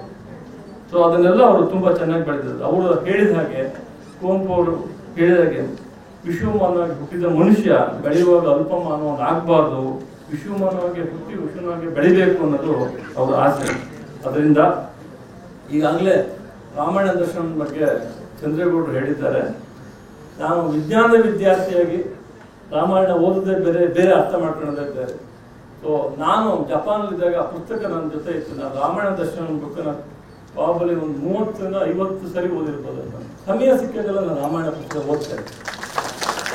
ಕಾರಣ ಇಷ್ಟೇ, ನಾನು ಓದಕ್ಕೆ ಒಂದೊಂದು ಭಾಗದಲ್ಲೂ ಅವರು ಅಭಿನಯ ಬೇರೆ ಬೇರೆ ತರ.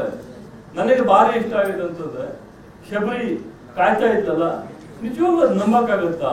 ದಿನ ಹಳ್ಳಿಗಳನ್ನ ಚೆಕ್ ಮಾಡ್ಬಿಟ್ಟು ಅಷ್ಟು ದಿನ ರಾಮನ ಕಾಯ್ತಾ ಇದ್ರ ಅಂದ್ರೆ ಆ ಉತ್ಪ್ರೇಕ್ಷೆ. ಅಂದ್ರೆ ರವಿ ಕಾಣದನ್ನ ಕವಿ ಕಂಡ ಅಂತಂದ್ಬಿಟ್ಟು ನಮ್ಮಲ್ಲಿ ಹೇಳ್ತೀವಿ, ಸೈನ್ಸ್ ನಡೀತಾ ಇರ್ತೀವಿ. ಸೊ ಅದೇ ತರನೇ.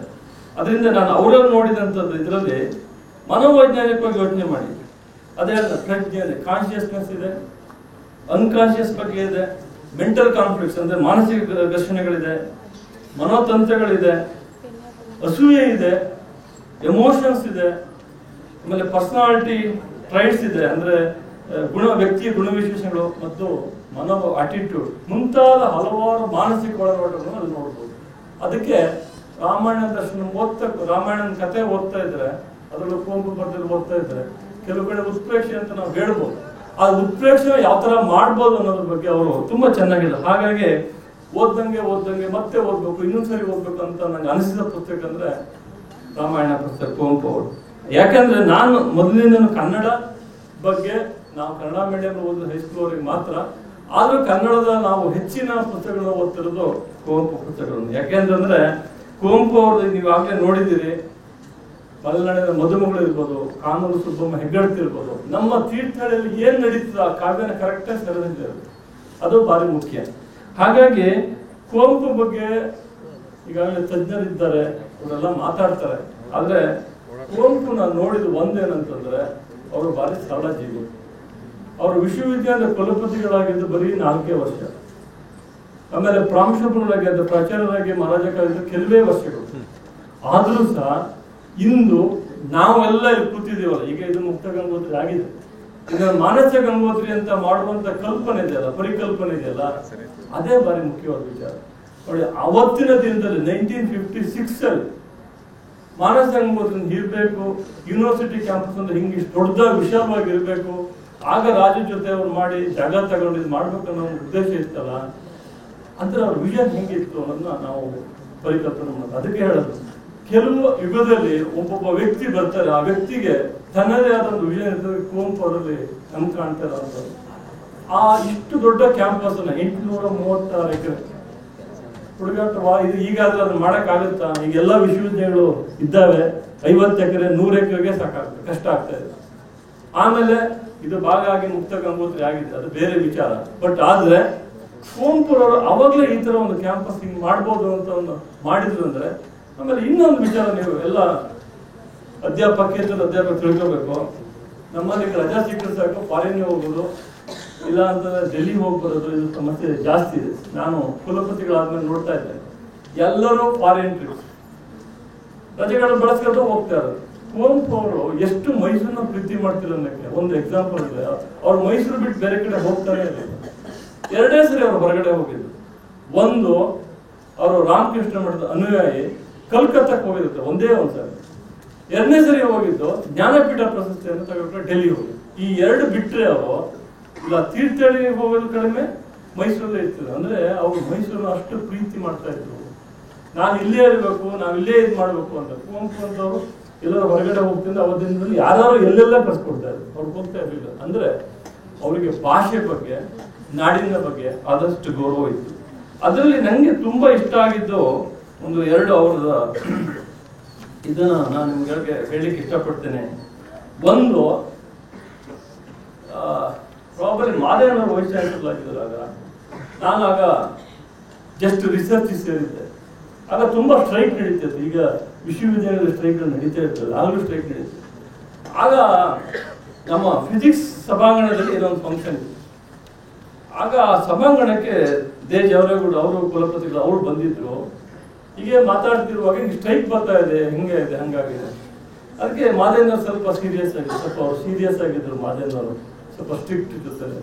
ಅದಕ್ಕೆ ದೇಜಗೌಡ ಅವ್ರು ಹೇಳಿದ್ರು, ಸ್ಟ್ರೈಕ್ ಬಗ್ಗೆ ನೀವು ಅವ್ರಿಗೆ ಯೋಚನೆ ಮಾಡೋದು. ಯಾಕಂದ್ರೆ ಮೈಸೂರು ವಿಶ್ವವಿದ್ಯಾಲಯ ಕುವೆಂಪು ಅವರು ವೈಸ್ ಚಾನ್ಸಲರ್ ಆದಾಗಲೂ ಸ್ಟ್ರೈಕ್ ಮಾಡಿದ್ರು, ಪಾಠಗಳನ್ನ ಹೊಡೆದ್ಬಿಟ್ಟು.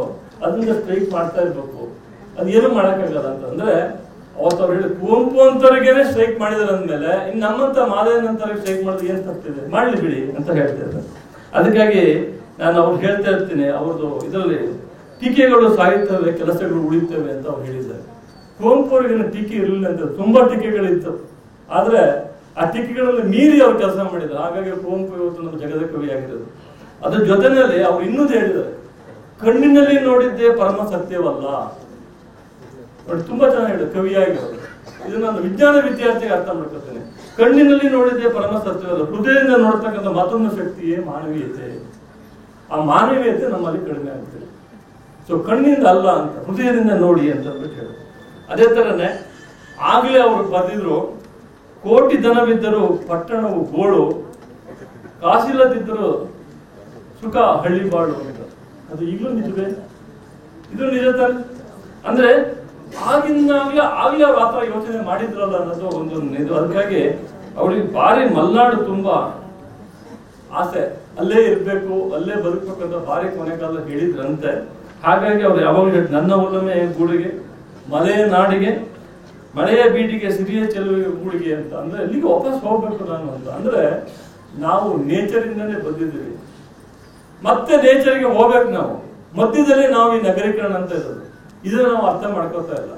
ಅದಕ್ಕೆ ಕುವೆಂಪುರವ್ರನ್ನ ಅರ್ಥ ಮಾಡ್ಕೊಳ್ಳೋದು ತುಂಬಾ ಕಷ್ಟ. ಹಾಗಾಗಿ ಆ ವಿಚಾರದಲ್ಲಿ ಅವರು ನೀವು ನಮ್ಮ ಸಾಹಿತ್ಯ ಲೋಕಕ್ಕೆ, ಪರ್ಟಿಕ್ಯುಲರ್ ಕನ್ನಡ ಸಾಹಿತ್ಯ ಲೋಕಕ್ಕೆ ಇಷ್ಟೊಂದು ಮಹಾಕಾವ್ಯ ಇರ್ಬೋದು, ನಾಟಕ ಇರ್ಬೋದು, ಕಾದಂಬರಿ ಇರ್ಬೋದು, ವಿಮರ್ಶೆ ಕೃತಿ ಇರ್ಬೋದು, ಇವೆಲ್ಲ ಮಾಡಿ ಕನ್ನಡಕ್ಕೆ ಮೊದಲನೇ ಜ್ಞಾನಪೀಠ ಪ್ರಶಸ್ತಿ ತಂದು ಕೊಟ್ಟಿದ್ದಂತ ವ್ಯಕ್ತಿ. ಈ ದಿನ ನಾವು ಅವರ ಬರ್ಡೇ ಆಚರಿಸ್ತಾ ಇದ್ದೇವೆ. ಅವರಿಗೆ ರಾಷ್ಟ್ರಕವಿ ಕೊಡ್ಬೋದು ಅಂತ, ಪದ್ಮಭೂಷಣ ಏನೆಲ್ಲ ಕೊಟ್ಟರು ಅವ್ರು ಮಾಡಿದಂತ ಸಾಹಿತ್ಯ ಕೃಷಿ ನಿಜಕ್ಕೂ ಅವಿಸ್ಮರಣೀಯ. ಹಾಗಾಗಿ ನಮ್ಮ ವಿಶ್ವವಿದ್ಯಾಲಯದಲ್ಲಿ ಇಂಥ ಒಬ್ಬ ಪ್ರಾಧ್ಯಾಪಕರು ಈ ಮಟ್ಟದಲ್ಲಿ ಕೆಲಸ ಮಾಡಿದ್ದಾರೆ ಅಂತ ನಾವು ಅನ್ಕೊಂಡಿದೀವಿ ಅಂತಂದ್ರೆ, ಅಟ್ಲೀಸ್ಟ್ ನಮ್ಮ ಕುಲಪತಿಗಳು, ಮುಕ್ತ ವಿಷಯದ ಕುಲಪತಿಗಳು ಹೇಳಿದಾಗೆ ಅಟ್ಲೀಸ್ಟ್ 1% ಆದ್ರೂ ಅವರಷ್ಟು ಕೆಲಸ ಮಾಡೋಣ ಅಂತ, ಅದನ್ನ ನಾವು ಮನಗಣಬೇಕು. ಸೊ ಅಂದ್ರೆ ಅವರ ಜೀವನ, ಸಾಹಿತ್ಯ, ಆದರ್ಶ ಪರ್ಟಿಕ್ಯುಲರ್ ನಮ್ಮ ಯುವ ಪೀಳಿಗೆಗಳಿಗೆ, ವಿದ್ಯಾರ್ಥಿಗಳಿಗೆ ನಾವು ತಿಳಿಬೇಕಬೇಕು. ಅದರಿಂದ ನಾನು ಕನ್ನಡ ನಿಮ್ಮ ಸಂಶೋಧನಾ ಮತ್ತು ವಿಸ್ತರಣಾ ಕೇಂದ್ರದಿಂದ ಕುವೆಂಪು ಬಗ್ಗೆ ಆಗಾಗ ಕುವೆಂಪು ಅಂತ ಬೇರೆ ಯಾರಾಗಲಿ ಈ ಕನ್ನಡದಲ್ಲಿ ಬರುವಂತ ಕವಿತೆಗಳನ್ನ ಎಳೆ ಎಳೆಯಾಗಿ ನಮ್ಮ ವಿದ್ಯಾರ್ಥಿಗಳಿಗೆ ತಿಳಿಸಬೇಕು. ಅದು ಭಾರಿ ಮುಖ್ಯ. ಅದರಲ್ಲೂ ಅವರು ಈ ಏನು ವಿಶ್ವಮಾನವ ಸಂದೇಶವನ್ನು ಕೊಟ್ಟಿದ್ದಾರಲ್ಲ, ಅವೆಲ್ಲ ಜನಕ್ಕೆ ಗೊತ್ತಾಗಬೇಕು ಹೇಗೆ ಏನು ಅಂತಂದ್ಬಿಟ್ಟು. ಅದಕ್ಕೆ ಅವ್ರು ಹೇಳಿದ್ರು ಟೀಕೆಗಳು ಸಾಹಿತ್ಯ ಕೆಲಸಗಳಿರ್ತಾರೆ. ಇವತ್ತು ನಿಜ, ಯಾರೇ ಒಳ್ಳೆ ಕೆಲಸ ಮಾಡಿದ್ರು ಅದನ್ನ ಅವರ ಟೀಕೆಗಳು ಇದ್ದೇ ಇರುತ್ತದೆ. ಜೊತೆಯಲ್ಲಿ ಕೆಲಸ ಮಾಡಬೇಕು. ಆಗ ತಾನೇ ನಾವು ನಮ್ಮ ಸಮಾಜಕ್ಕೆ ಏನಾದರೂ ಕೊಡುಗೆ ಕೊಡ್ಬೋದು ಅಂತ ನನ್ನ ಅನಿಸಿಕೆ. ಇನ್ನೂ ಹೆಚ್ಚಿಗೆ ನಾನು ಮಾತಾಡಕ್ಕೆ ಹೋಗಲ್ಲ, ಯಾಕಂದ್ರೆ ಆಲ್ರೆಡಿ ನಮ್ಮ ಸುಮಾರು ಜನ ಭಾಷಣಕಾರರು ಇದ್ದಾರೆ.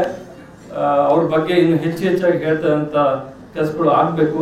ಆದರೆ ನಾನು ಈ ಕನ್ನಡದ ವಿದ್ಯಾರ್ಥಿಗಳಿಗೆ, ಕನ್ನಡದ ಭಾಷೆಗಳಿಗೆ ಅಂದರೆ ಹೇಳಿದೆ ಮೊದಲಿಗೆ ನೆಲ, ಜಲ ಮತ್ತು ಭಾಷೆ ಈ ಮೂರಕ್ಕೂ ನಾವು ಗೌರವ ಕೊಡಬೇಕು.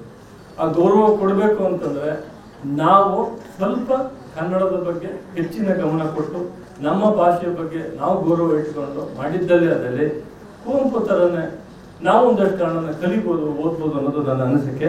ಸೊ ಇಂಥ ವಿಶೇಷವಾದ ಕಾರ್ಯಕ್ರಮವನ್ನು ಆಯೋಜಿಸಿರುವ ಎಲ್ಲ ಅಧಿಕಾರಿ ಮತ್ತು ಸಿಬ್ಬಂದಿ ವರ್ಗದವರಿಗೆ ಮತ್ತು ಇಲ್ಲಿ ಎಲ್ಲ ನೆರೆದಿರುವ ಎಲ್ಲರಿಗೂ ನನ್ನ ಅಭಿನಂದನೆ ತಿಳಿಸುತ್ತಾ ನನ್ನ ಮಾತುಗಳಿಗೆ ವಿರಾಮ ನೀಡುತ್ತೇನೆ. ಜೈ ಹಿಂದ್, ಜೈ ಕನ್ನಡ. ಮುಖಾಂತರ ಕಾರ್ಯಕ್ರಮವನ್ನು ಸಾಂಕೇತಿಕವಾಗಿ ಉದ್ಘಾಟನೆ ಮಾಡಿ ಕುಲಪತಿಗಳಿರುವರು ತೆರಳಿದ್ದಾರೆ. ಜ್ಯೋತಿ ಅಂತಕ್ಕಂಥದ್ದು ನಮ್ಮ ಸಂಸ್ಕೃತಿಯ, ನಮ್ಮ ಪರಂಪರೆಯ ಅರಿವಿನ ಸಂಕೇತ, ಜ್ಞಾನದ ಜಾಗೃತಿ ಪ್ರಜ್ಞೆಯ ಪ್ರತೀಕ. ಇದನ್ನು ನಾವು ಉಳಿಸಿಕೊಳ್ಳಬೇಕಾಗಿದೆ, ಇದನ್ನು ನಾವು ಬೆಳೆಸಬೇಕಾಗಿದೆ. ಈ ಕಾರ್ಯಕ್ರಮದಲ್ಲಿ ಭಾಗವಹಿಸಿರ್ತಕ್ಕಂಥ ಕುಲಸಚಿವರಾದ ಪ್ರವೀಣ್ ಅವರಲ್ಲಿ, ವೇದಿಕೆಯಲ್ಲಿ ಉಪಸ್ಥಿತಕ್ಕಂಥ ಗಣ್ಯಮಾನ್ಯರಲ್ಲಿ, ಮಾಧ್ಯಮ ಸಹೃದಯರಲ್ಲಿ, ಈ ಕಾರ್ಯಕ್ರಮಕ್ಕೆ ನಮ್ಮನ್ನು ಬರಹಿಡಿದಂಥ ಆತ್ಮೀಯರು, ತುಂಬ ಶಿಷ್ಟಾಚಾರ, ಸೌಜನ್ಯ, ಸಾತ್ವಿಕ ಬದುಕನ್ನು ಕೈಗೂಡಿಸಿಕೊಂಡಂತಹ ಕುವೆಂಪು ಪೀಠದ ಸಂಶೋಧನಾಧಿಕಾರಿಗಳಾದಂಥ ಚಂದ್ರೇಗೌಡರಲ್ಲಿ, ಇಲ್ಲಿ ನನ್ನ ಪರಿಚಿತರು ಸಾಕಷ್ಟು ಜನ ಇದ್ದೀರಿ.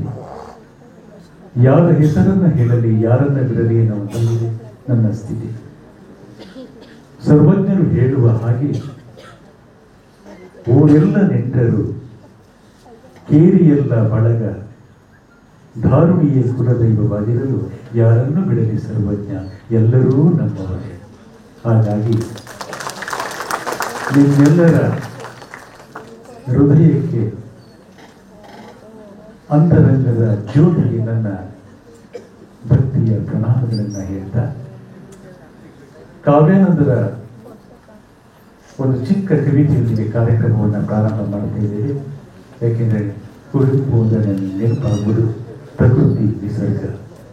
ಪ್ರಕೃತಿಯೇ ಗುರು, ಗಗನವೇ ಲಿಂಗ, ಜಗವೆಲ್ಲ ಕೂಡಲ ಸಂಗಮ.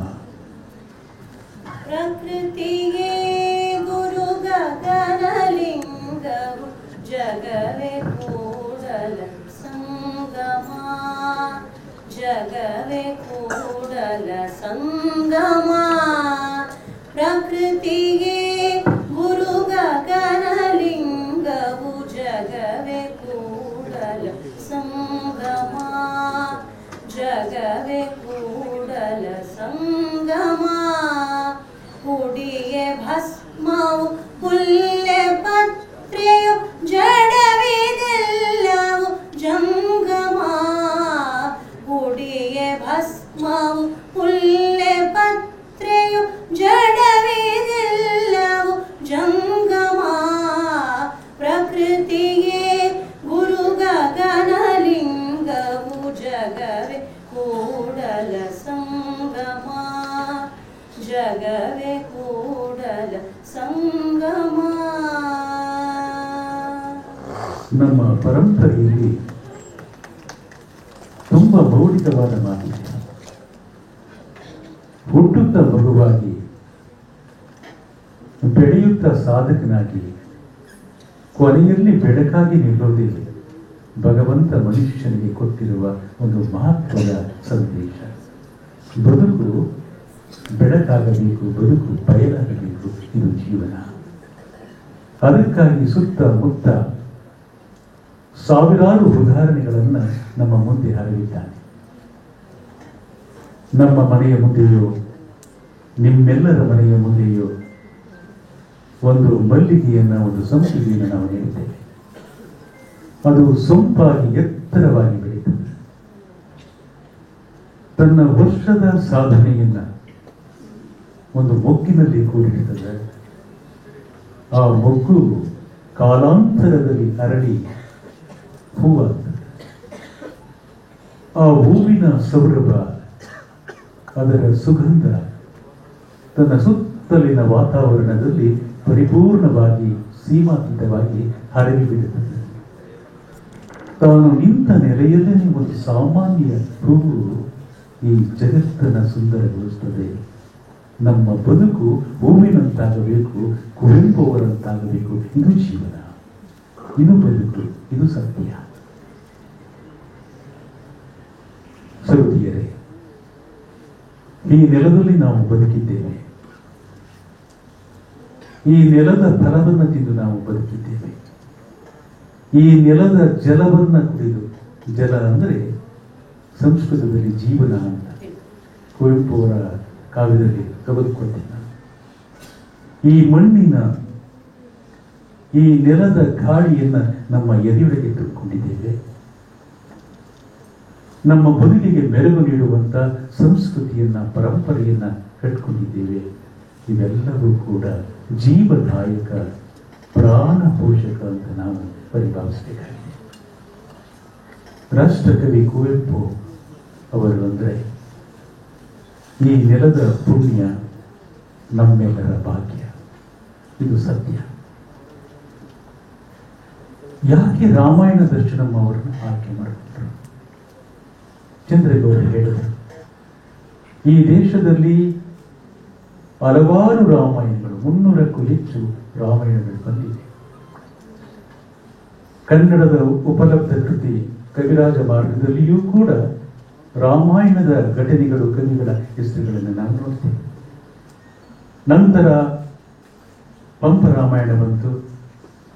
ನವೋದಯ ಕಾಲಘಟ್ಟದಲ್ಲಿ ನವೋದಯದ ಮುಂಗೋಳಿ ಎನ್ನುವಂತಹ ಮುದ್ದನನ್ನು ಕೂಡ ರಾಮಾಯಣದ ವಸ್ತುವನ್ನೇ ಕೇಂದ್ರವಾಗಿಟ್ಕೊಂಡು 3 ಕಥನಗಳನ್ನು ಬರೆದರು.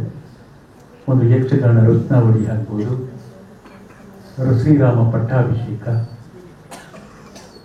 ನಾನು ಸಣ್ಣವನಾಗಿದ್ದಾಗ 7ನೇ ಕ್ಲಾಸಲ್ಲಿ ನೀವು ಓದಿರಬಹುದು ಬುದ್ಧನ ಮನೋರಮ ಪ್ರಸಂಗ.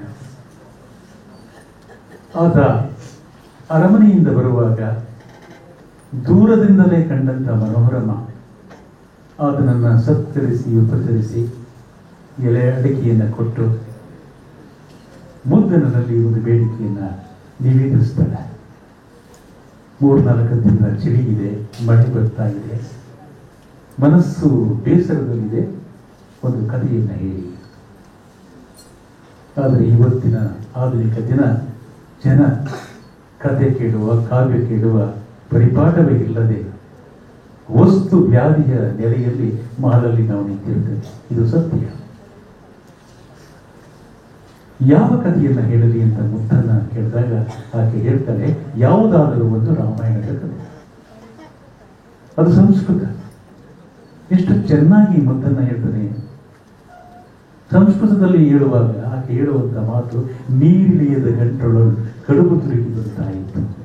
ನಾವು 7ನೇ ಕ್ಲಾಸಲ್ಲಿ ಓದಂತ ಎಂತಹ ಮಾತು, ನೀರಿಳಿಯದ ಗಂಟೊಳಲು ಕಡುಬು ತುರುಕಿದಂತಾಯಿತು. ಮುದ್ದನೂ ಕೂಡ ರಾಮಾಯಣದ ವಸ್ತುವನ್ನು ಇಟ್ಕೊಂಡು ಕಾವ್ಯವನ್ನು ಬರೆದಿದ್ದಾರೆ. ಸಾಕೇತ ರಾಮಾಯಣ ಅಂತ ಹೇಳಿ ಹಿಂದಿಯಲ್ಲಿ 20ನೇ ಶತಮಾನದಲ್ಲಿ ಉಪಲಬ್ಧವಿರುವ ಕೃತಿ. ಮೈತ್ರಿಯನ್ನ ಗುಪ್ತರವರು ಬರೆದಂತ ಮಹಾಕಾವ್ಯ. ಹಾಗೆಯೇ ನಮ್ಮ ಕರ್ನಾಟಕದಲ್ಲಿ ತೊರವೆ ರಾಮಾಯಣ ಇದೆ, ಶೇಷನಾರಾಯಣ ಇದೆ. ಹೀಗೆ ರಾಮಾಯಣಗಳ ಕಥೆಗಳು ಸಾಕಷ್ಟು ಇರೋದ್ರಿಂದ ಕುವೆಂಪು ಅವರು ಈ ಮಹಾಕಾವ್ಯವನ್ನ ಯಾಕೆ ಆಯ್ತು? ಸ್ವಲ್ಪ ಪೀಠಿಕೆಯನ್ನು ಹೇಳಿ ನಾವು ಕಾವ್ಯ ಪ್ರವೇಶವನ್ನು ಮಾಡಿದ್ದೇವೆ. ಈ ಮಾತನ್ನ 18ನೇ ಶತಮಾನಕ್ಕೆ ಇಂಗ್ಲೆಂಡಿನ AC ಬ್ರಾಡ್ಲಿ ಎನ್ನುವ ಒಂದು ದೊಡ್ಡ ಚಿಂತಕ ಒಂದು ಮಾತನ್ನು ಹೇಳ್ತಾನೆ, ಮಹಾಕಾವ್ಯಗಳ ಕಾಲಘಟ್ಟ ಮುಗಿದು ಹೋಯಿತು, ಇನ್ನೇನೇನು ದೀರ್ಘ ವಿಧಿಯನ್ನ ಬರೆಯಬೇಕು. ಈ ಎಲ್ಲ ಹಿನ್ನೆಲೆಗಳನ್ನು ಇಟ್ಕೊಂಡು ನಮ್ಮ ದೇಶರು ಸಂದರ್ಶನದಲ್ಲಿ ಕುವೆಂಪು ಅವರನ್ನ ಪ್ರಶ್ನೆ ಮಾಡ್ತಾರೆ, ನೀವು ಯಾಕೆ ಮಹಾಕಾವ್ಯವನ್ನ ರಾಮಾಯಣದ ವಸ್ತುವನ್ನೇ ಕೇಂದ್ರೀಕರಿಸಿಕೊಂಡ್ರಿ? ಆಧುನಿಕ ಕಾಲದ ವಸ್ತುಗಳಿತ್ತು, ಗಾಂಧಿ ಬಗ್ಗೆ ಬರೆಯಬಹುದಾಗಿತ್ತು, ಯೇಸು ಬಗ್ಗೆ ಬರೆಯಬಹುದಾಗಿತ್ತು, ಬುದ್ಧನ ಬಗ್ಗೆ ಬರೆಯಬಹುದಾಗಿತ್ತು. ಆದರೆ ಕುವೆಂಪು ಅವರು ಕೊಡುವ ಉತ್ತರ ಇದೆಯಲ್ಲ ಅದ್ಭುತವಾಗಿತ್ತು. ಅವರು ಹೇಳ್ತಾರೆ, ವಾಲ್ಮೀಕಿ ರಾಮಾಯಣ ಸಾಗರವಿದ್ದ, ಆ ಸಾಗರದ ತೀರದಲ್ಲಿ ನಿಂತು ಅದರ ಆನಂದವನ್ನ, ನನ್ನ ಅನುಭವವನ್ನ, ನನ್ನ ಆಲೋಚನೆಯನ್ನ, ನನ್ನ ಭಾವನೆಗಳನ್ನ, ನನ್ನ ದರ್ಶನವನ್ನ ತುಂಬಬೇಕಾಗಿದೆ. ಅದಕ್ಕಾಗಿ ನಾನು ಹುಡುಕಾಟವನ್ನು ನಡೆಸ್ತಾ ಇದ್ದೆ. ಭಾರತೀಯ ಪರಂಪರೆಯ ಸಂಸ್ಕೃತಿಯ ಸಾರವನ್ನು ರಾಮಾಯಣ ಒಳಗೊಂಡಿದೆ. ಇನ್ನೂ ಕೂಡ ಹಳ್ಳಿಗಳಲ್ಲಿ ರಾಮಾಯಣದ ಪಾತ್ರಗಳ ಪರಿಚಯ ಇದೆ. ಹೆಸರುಗಳನ್ನು ಇಟ್ಟುಕೊಂಡು ಓಡಾಡ್ತಾ ಇದ್ದೇವೆ, ರಾಮ, ಲಕ್ಷ್ಮಣ, ಸೀತೆ, ದಶರಥ.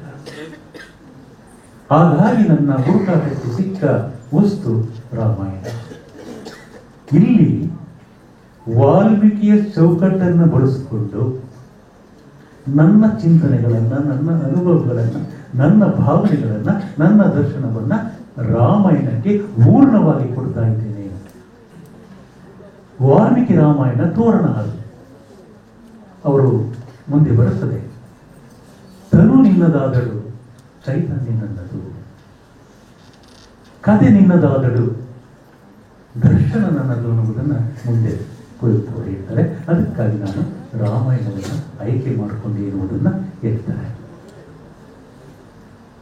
ಚಂದ್ರೇಗೌಡರು ಮಾತಾಡುವಾಗ ಹೇಳಿದ್ರಲ್ಲ, ಕುಮಾರವ್ಯಾಸ ತಾನು ಮಹಾಭಾರತ ಕರ್ನಾಟಕ ಕಥಾಮಂಜರಿಯಲ್ಲಿ ಇದೇ ಪ್ರಸ್ತಾಪ ಮಾಡ್ತಾರೆ, ಯಾಕೆ ನಾನು ರಾಮಾಯಣವನ್ನು ತೆಗೆದುಕೊಳ್ಳಲಿಲ್ಲ ಅಂದ್ರೆ ಆತ ಕೊಡುವ ಉತ್ತರ ಗೌಡರು ಹೇಳಿದ್ದಾರೆ, ತಿರುಗಿದನು ಬಲಿರ ರಾಯ.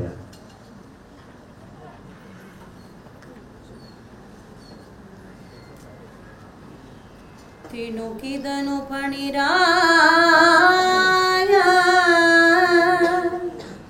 ರಾಮಾಯಣದ ಕವಿಗಳ ಭಾರದಲ್ಲಿ ತಿಂದಿಣಿಯ ರಘುವರ ಚರಿತೆಯಲಿ ಕಾಲಿಡಲು ತೆರಪಿಲ್ಲ.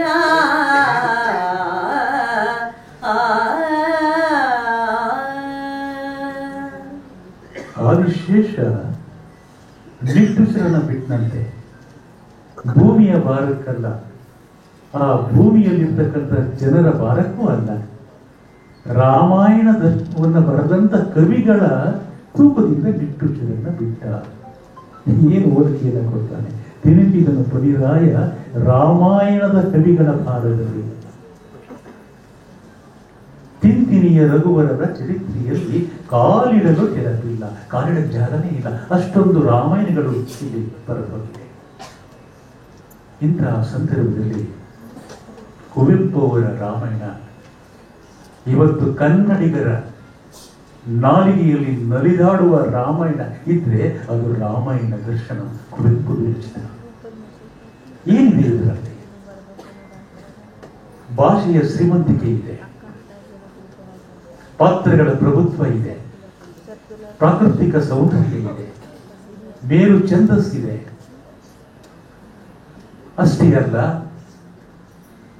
ಈ ನೆಲದ ಸತ್ವವಾದಂತಹ ಮಾನವೀಯ ಮೌಲ್ಯ ಇದೆ. ಗಾಂಧೀಜಿಯವರ ಅಹಿಂಸಾ ತತ್ವ, ಅರವಿಂದರ ಪೂರ್ಣ ದೃಷ್ಟಿ, ರಾಮಕೃಷ್ಣ ಪರಮಹಂಸರ ಸರ್ವಧರ್ಮ ಸಮನ್ವಯ ಒಳಗೊಂಡು ಮುಪ್ಪರಿಗೊಂಡಂತಹ ಮೇರು ಛಂದಸ್ಸಿನ ಮಾನವೀಯ ಕೃತಿ ಇದ್ರೆ ಅದು ಕುವೆಂಪು ಅವರ ರಾಮಾಯಣ ದರ್ಶನ. ಈ ಕೃತಿಯನ್ನ ತಮ್ಮ ಪೂಜ್ಯಗಳಾದ ವೆಂಕಣ್ಣಯ್ಯನವರಿಗೆ ಅರ್ಪಿಸ್ತಾರೆ. ಏನು ಅದ್ಭುತ ಭಾವ!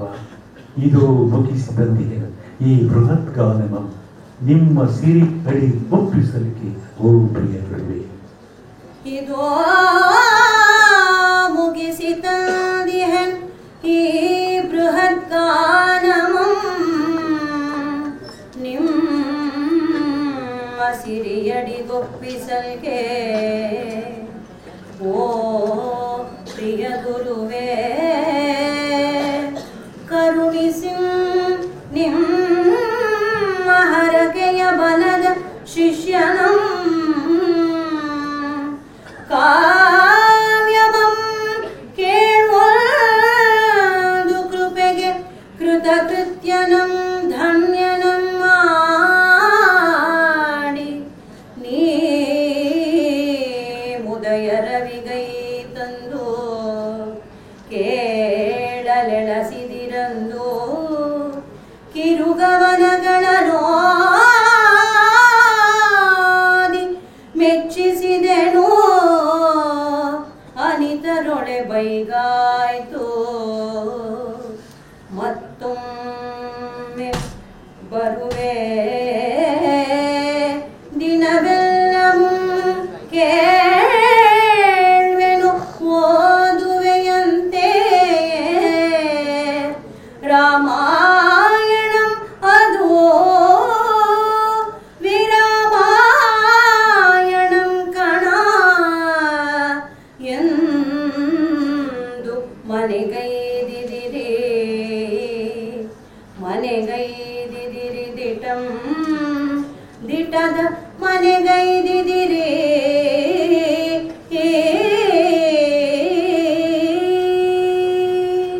ಇವತ್ತಿನ ವಿದ್ಯಾರ್ಥಿಗಳಿಗೆ ಬೇಕಾಗಿರುವುದು ಈ ಗುರು ಶಿಷ್ಯರ ಸಂಬಂಧದ ಭಾವ. ಆದರೆ ಇವತ್ತು ಭಾವಕ್ಕೆ ಬರ ಬಂದಿದೆ, ಹೌದಲ್ಲ? ಉದಯ ರವಿಗೆ ಬಂದಂತ ವೆಂಕಣ್ಣಯ್ಯನವರು ರಾಷ್ಟ್ರಕವಿ ಕುವೆಂಪು ಅವರು ಬರೆದ ಕೆಲವು ಕಿರು ಕವಿತೆಗಳನ್ನ ಕೊಡ್ತಾರೆ ರಾಮಾಯಣದಲ್ಲಿ. ಪುಟ್ಟಪ್ಪನವರು ವೆಂಕಣ್ಣಯ್ಯನವರು ಹೇಳ್ತಾರೆ, ಪುಟ್ಟಪ್ಪ ರಾಮಾಯಣಂ ವಿರಾಮಾಯಣಂ ಕಾಣ. ಈ ಕವಿತೆಗಳನ್ನ ಓದಬೇಕು ಅಂದ್ರೆ ವಿರಾಮಿಸ್ಕೊಂಡು ಬರ್ತೇನೆ, ದಿನವೆಲ್ಲ ಓದ್ತೇನೆ ಅಂತ ಹೇಳಿ ನೀವು ಮನೆಗೈದಿದ್ದೀರಿ, ಮನೆಗೆ ಹೊರಟಿರಿ. ಯಾವ ಮನೆ? ದಿಟದ ಮನೆ. ಅಲ್ಲಿ ಓದು ನಮ್ಮ ಮನೆ. ನೀವು ಆಶೀರ್ವದಿಸಿದ್ದೀರಿ ಗುರುವೇ. ಇದೋ ಬಂದು ನಿಂತಿದೆ ಈ ಬೃಹತ್ ಗಾನವು. ಇದು ಬಂದಿರುವೆ ನಿಂದು ಮುಗಿಸಿ ತಂದಿಹೆ ನಾ ಮಹಾಗಾನಮಂ. ಇದೋ ಬಂದಿರುವೆನೋ ಎಂದು ಮುಗಿಸಿ ತಂದಿಹೆ ನಾ ಮಹಾಗಾನಮಂ. ಪಿಂತೆ ವಾಲ್ಮೀಕಿಯುಳಿದ ಕಥೆಯಾದೋಡಂ ಕನ್ನಡದಿ ಬೇರೆ ಕಥೆಯೆಂಬಂತೆ ಬೇರೆ ಮೈಯಾಂತಂತೆ ಮರು ಹುಟ್ಟು ಒಡೆದಂತೆ ಮೂಡಿದಿ ಕಾವ್ಯಮಂ ವಿಶ್ವವಾಣಿಗೆ ಮುಡಿಯ ಮಣಿ ಮಾಡಿ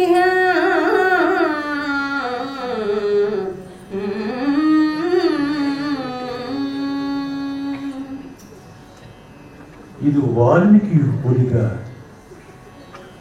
ಕಥೆಯಾದೊಡಂ ಕನ್ನಡದಿ ಬೇರೆ ಕಥೆ ಎಂಬಂತೆ ಬೇರೆ ಮೈಯಂತಂತೆ ಮರುಹುಟ್ಟೆ ಒಡಗಿ ಕಾವ್ಯ. ಕುವೆಂಪು ಅವರಿಗೆ ಕೇಳಬಹುದು, ನೀವು ರಾಮಾಯಣವನ್ನು ನೀವು ಹೇಗೆ ತೆಗೆದುಕೊಂಡ್ರೆ ಎಂದಾಗ ಕವಿ ಇಲ್ಲೇ ಉತ್ತರವನ್ನ ಕೊಟ್ಟುಬಿಡ್ತಾರೆ ಪೂರ್ವಲಿಂಗಿತವಾಗಿ. ಇದು ವಾಲ್ಮೀಕಿಯ ಉಳಿದಾದರೂ ಕೂಡ ಕನ್ನಡದ ಬೇರೆ ಕಥೆ ಎಂಬಂತೆ ಬೇರೆ ಆಕಾರದಂತೆ ನಾನು ಕಟ್ಟಿಕೊಟ್ಟಿದ್ದೇನೆ. ಇದನ್ನು ವಿಶ್ವವಾಣಿಯ ಮುಡಿಗೆ ಮಣಿ ಮಾಡಿದೆ. ಕೇಳಾಲಿಸ ಗುರುಕೃಪೆಯ ಸಂಕೀರ್ತಿಯ. ಗುರುಗಳೇ ಇಲ್ಲ, ಅವರು ಸಗ್ಗದಲ್ಲಿದ್ದಾರೆ, ಅಲ್ಲಿ ಅವರನ್ನು ವಿನಂತಿಸಿಕೊಟ್ಟಿದ್ದಾರೆ.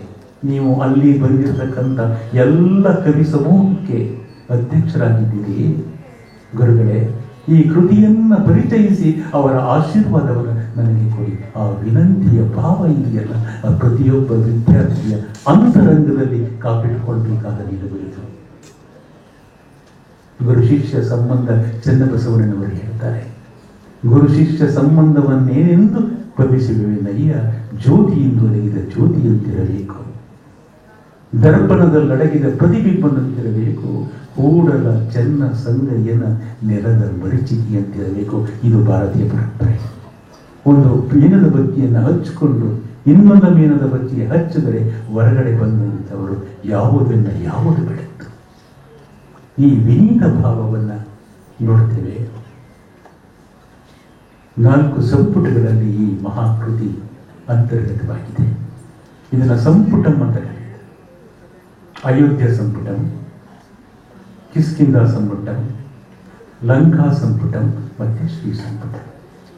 ಕಾವ್ಯ ಅಯೋಧ್ಯೆಯ ಸಂಪುಟಕ್ಕೆ ಹೋಗಿ ಕಿಷ್ಕಿಂಧ ಸಂಪುಟವನ್ನು ತಲುಪಿ ಅಲ್ಲಿಂದ ಲಂಕಾ ಸಂಪುಟವನ್ನು ಬಂದು ಮತ್ತೆ ಅಯೋಧ್ಯೆ ಸಂಪುಟವನ್ನು ತಲುಪುವಂತಹದ್ದು.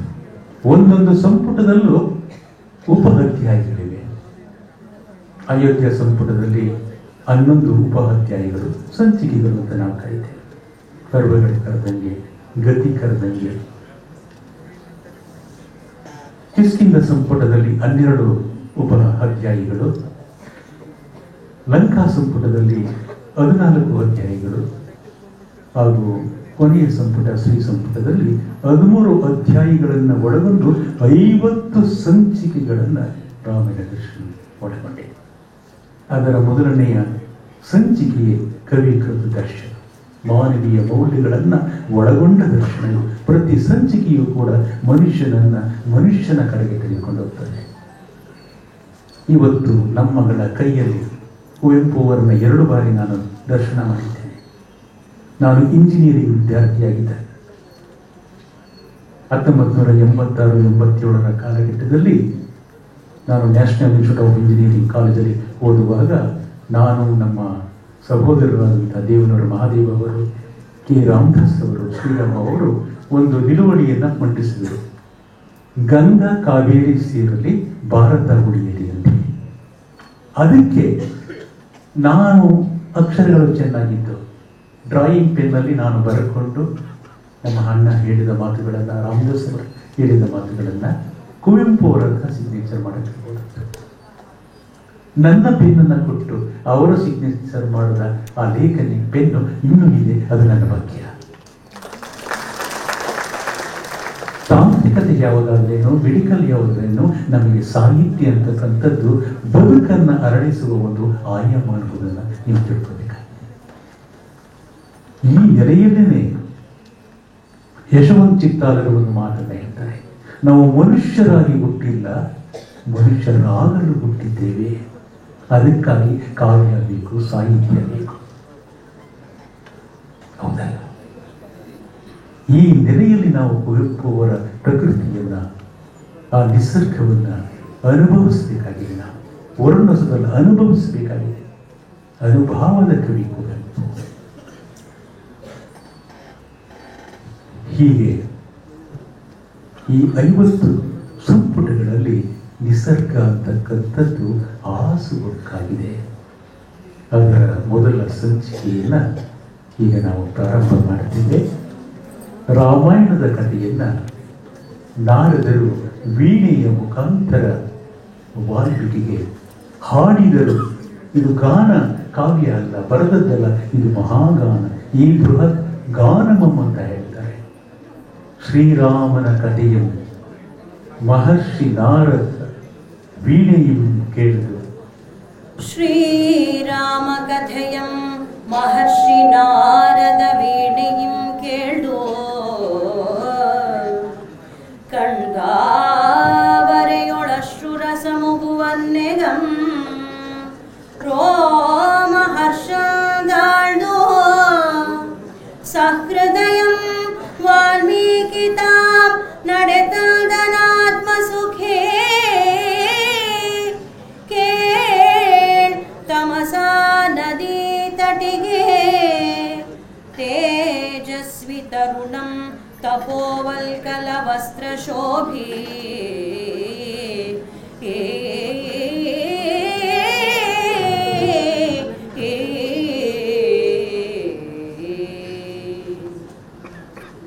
ನಾರದರ ವೀಣೆಯಿಂದ ರಾಮನ ಕಥೆಯನ್ನ ಕೇಳಿದ ವಾಲ್ಮೀಕಿಗಳು ಹರ್ಷಚಿತ್ತರಾಗ್ತಾರೆ, ರೋಮಾಂಚನಗೊಳ್ತಾರೆ, ಆ ಕಥೆಯನ್ನ ಮನಸ್ಸಲ್ಲಿ ತಂದುಕೊಳ್ತಾರೆ. ನಾರದರು ಇವರ ಎಲೆವನೆ, ಕುವೆಂಪು ಅವರ ಬಳಸುವ ಪದ ಎಲೆವನ, ಎಲೆ ಮನೆ, ಪರ್ಣ ಕುಟೀರ. ನಾರದರು ಇಲ್ಲಿ ಬಂದವರಲ್ಲ, ಅವರು ಲೋಕ ಸಂಚಾರಿ. ಅಕಸ್ಮಾತ್ ಆಗಿ ಬಂದಾಗ ರಾಮನ ಕಥೆಯನ್ನ ವೀಣೆಯ ಮುಖಾಂತರ ಹೇಳ್ತಾರೆ. ಇದನ್ನ ಮನಸ್ಸು ಹೃದಯಗಳನ್ನು ತುಂಬಿಕೊಂಡಂತ ವಾಲ್ಮೀಕಿಯವರು ಅವರು ಹೇಗಿದ್ರು ಅನ್ನೋದನ್ನ ಕುವೆಂಪು ಅವರು ಕಟ್ಕೊಳ್ತಾರೆ. ಕಣ್ಗಳಲ್ಲಿ ತೇಜಸ್ಸು, ತೇಜಸ್ವಿ, ತರುಣ. ತರುಣ ಅಂದ್ರೆ ಜ್ಞಾನಿಗಳು ಅಂತ ಅರ್ಥ. ಜ್ಞಾನಕ್ಕೆ ವಯಸ್ಸಾಗಲ್ಲ, ಮುಗುಳ್ನಗೆಗೆ ಮುಪ್ಪಿಲ್ಲ ಅಂತ ಹೇಳ್ತಾರೆ. ಮುಪ್ಪಿಗೆ ಮುಪ್ಪಿಲ್ಲ, ಮುಗುಳ್ನಗೆ ಇದ್ದವರಿಗೆ ಮುಪ್ಪಿಲ್ಲ. ವಿವೇಕಿಗಳು, ಜ್ಞಾನರುದ್ಧರು. ತಪೋವರ್ಕಲ ವಸ್ತ್ರಶೋಭಿ, ಏನು ಮಾತು. ತಪಸ್ಸಿಗೆ, ಕಾವ್ಯಕ್ಕೆ ಅನುಗುಣವಾಗುವ ವಸ್ತ್ರವನ್ನ ತೊಟ್ಟಿದ್ದರು ವಾಲ್ಮೀಕಿಗಳು. ಇಂಥ ದೊಡ್ಡ ವಾಲ್ಮೀಕಿಯವರು ಸ್ನಾನ ಮಾಡಲು ತಮಸಾ ನದಿ ಹೋಗ್ತಾರೆ. ಆ ನದಿ ಹೇಗಿದೆಯನ್ನ ಕುವೆಂಪು ಅವರು ವರ್ಣಿಸ್ತಾರೆ. ಮಲೆನಾಡ ವರ್ಣನೆ ಅದು. ಲೋಕನಾಥವ್ರು ಹೇಳುತ್ತಲ್ಲ, ಚೈತ್ರ ಮಾಸ, ಪಕ್ಷಿಗಳ ಇಂಚರ, ಬಯಲ ಗಾಳಿಯ ಪರಿಮಳ, ಪಟಿಕ ನಿರ್ಮಲ ನದಿ, ಮುಗುರದಿ ಪುಳಕಿತವಾಗ್ತಾ ಇದೆ. ಪಟಿಕ ನಿರ್ಮಲ ನದಿಯ ಪುಲಕಿತ ಮುಕುರದಲ್ಲಿ ಮಜ್ಜನ ಕುಚ್ಚುಗಿಸಿ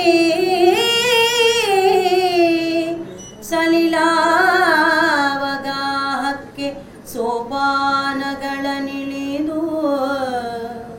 ದಿಣ್ಣೆ ಮಳಲಂ ದಾಂಟಿ ಹೊಡೆಯ ಜೀವನದ ಜನಡಿಗಳಿಗೆ ಸೋಂಕಿಸಿರೆ ಕೇಳ್ದತ್ತದೊಂದು ರತಿ ಸುಖ ಚಾರು ನಿಸ್ವನಂ.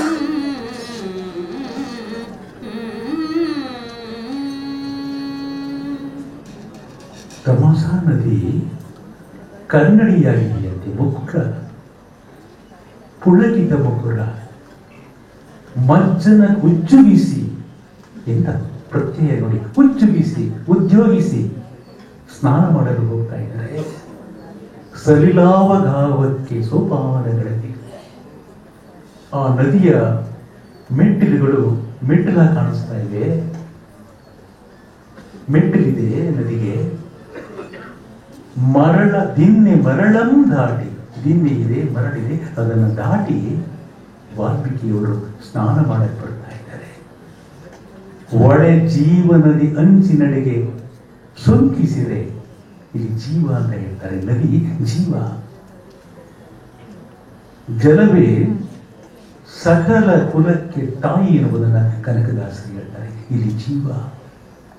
ಒಳೆಯ ಜೀವ ನದಿಯ ಅಡಿಗಳಿಗೆ ಸೋಂಕಿಸಿದೆ. ಇನ್ನೇನು ಪಾದವನ್ನ ಆ ತಮಸಾ ನದಿಗೆ ಸ್ಪರ್ಶಿಸಬೇಕು. ಅಷ್ಟರಲ್ಲಿ ಕೇಳದತ್ತದೊಂದು ಆನಂದದ ಧ್ವನಿ, ಸಂಯೋಗದ ಧ್ವನಿ. ಹೇಗಿತ್ತು ಆ ಧ್ವನಿ? ಗಗನ ವೀಣಾ ತಂತ್ರಿಯ ಮಿಡಿದು. ಗಗನ ವೀಣಾ ತಂತ್ರಿಯಂ ಮಿಡಿದ ತೆರನಾಗಲ ಹರ್ಷ ಚಿತ್ತಂ ಮಹರ್ಷಿ ಕಣ್ಸುಳಿದ ನಾಗಸಕೆ ಕವಿ ಪುಂಗವಂ ಕಂಡು ನಲಿದುದು ಮನಂ ಮಿಥುನಮಂ ದಂಪತಿ ಕ್ರೌಂಚಂಗಳ ನೋಡುತ್ತಿರೆ ತೆಕ್ಕೆನೆಯೇ ಗಾಳಿ ಹೊಟ್ಟೆಯೊಳಾಡುತ್ತಿರ್ತ ಆ ವಿಹಂಗಮಗಳಲ್ಲಿ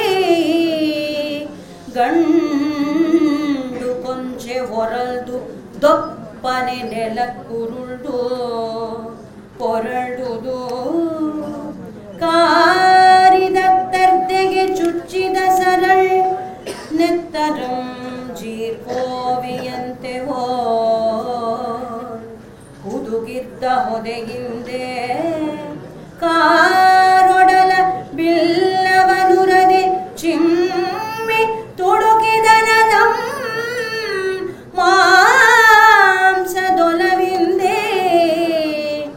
ಕೊಂಚೆವೆಣ್ பிசுனெத்தருள்நாந்தோ பொಳೆ மரள் புடியுள் பொரள்ದು ಬಿಯದನ ಕೈಗೆ ಸಿಲುಕಿದಿನಿಯಾನ್ ಮನಂ ಕಂಡು ಚೀರ್ದಾದುನೈ ಚಕ್ರಗತಿಂ ಪಾರ್ದು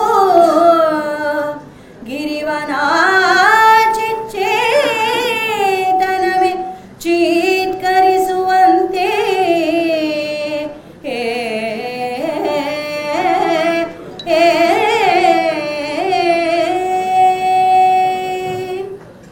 ರಾಮನ ಕಥೆಯನ್ನ ಕೇಳುವಾಗ ವಾಲ್ಮೀಕಿಗಳು ರೋಮಾಂಚನವಾಗಿದ್ದರು. ಕಂಬನಿ ಅಶ್ರು ಕಣ್ಣೀರು ಬರಲಿಲ್ಲ. ಕುವೆಂಪು ಅವರು ಹೇಳ್ತಾರೆ, ರಸ ಬಂತು, ಅಷ್ಟು ರಸ ಬಂತು, ಆನಂದವಾಗಿದ್ದರು. ಯಾಕಂದ್ರೆ ಒಂದು ಕಾವ್ಯ ಇದು ರಾಮಾಯಣ ದರ್ಶನಂ ಸ್ವೀಕಾರ. ಕನ್ನಡ ಕಾವ್ಯ ಪರಂಪರೆ, ಭಾರತೀಯ ಕಾವ್ಯ ಮೀಮಾಂಸೆಯಲ್ಲಿ ಮೊದಲು ಸ್ವೀಕಾರ ಬರ್ತದೆ. ಒಂದು ಕಾವ್ಯ ಮನುಷ್ಯನಿಗೆ ಆನಂದವನ್ನು ಕೊಡುವಂಥದ್ದು. ಇದು ಪಾಶ್ಚಿಮಾತ್ಯ ಕಾವ್ಯಗಳಲ್ಲಿ ಮಧ್ಯೆ ಬರ್ತದೆ. ಇದು ಮೊದಲೇ ಬರ್ತದೆ. ಇದು ಭಾರತೀಯ ಪದ ಮಹಾಕಾವ್ಯ ರಾಮಾಯಣ ದರ್ಶನ. ಏನಾಯಿತು? ಆ ಪ್ರಕೃತಿಯ ಆ ಕ್ರೌಂಚಗಳ ಆ ಕೂಡುವಿಕೆಯಿಂದ ಹರ್ಷಚಿತ್ತರಾದಂತಹ ವಾಲ್ಮೀಕಿಗಳಿಗೆ ಹೇಗೆ ಕೇಳಿಸ್ತು ಅಂದ್ರೆ, ಗಗನ ವೀಣಾ ತಂತ್ರಿಯ ಮಿಡಿದು, ಗಗನವೇ ವೀಣಿಯಾಗಿತ್ತು.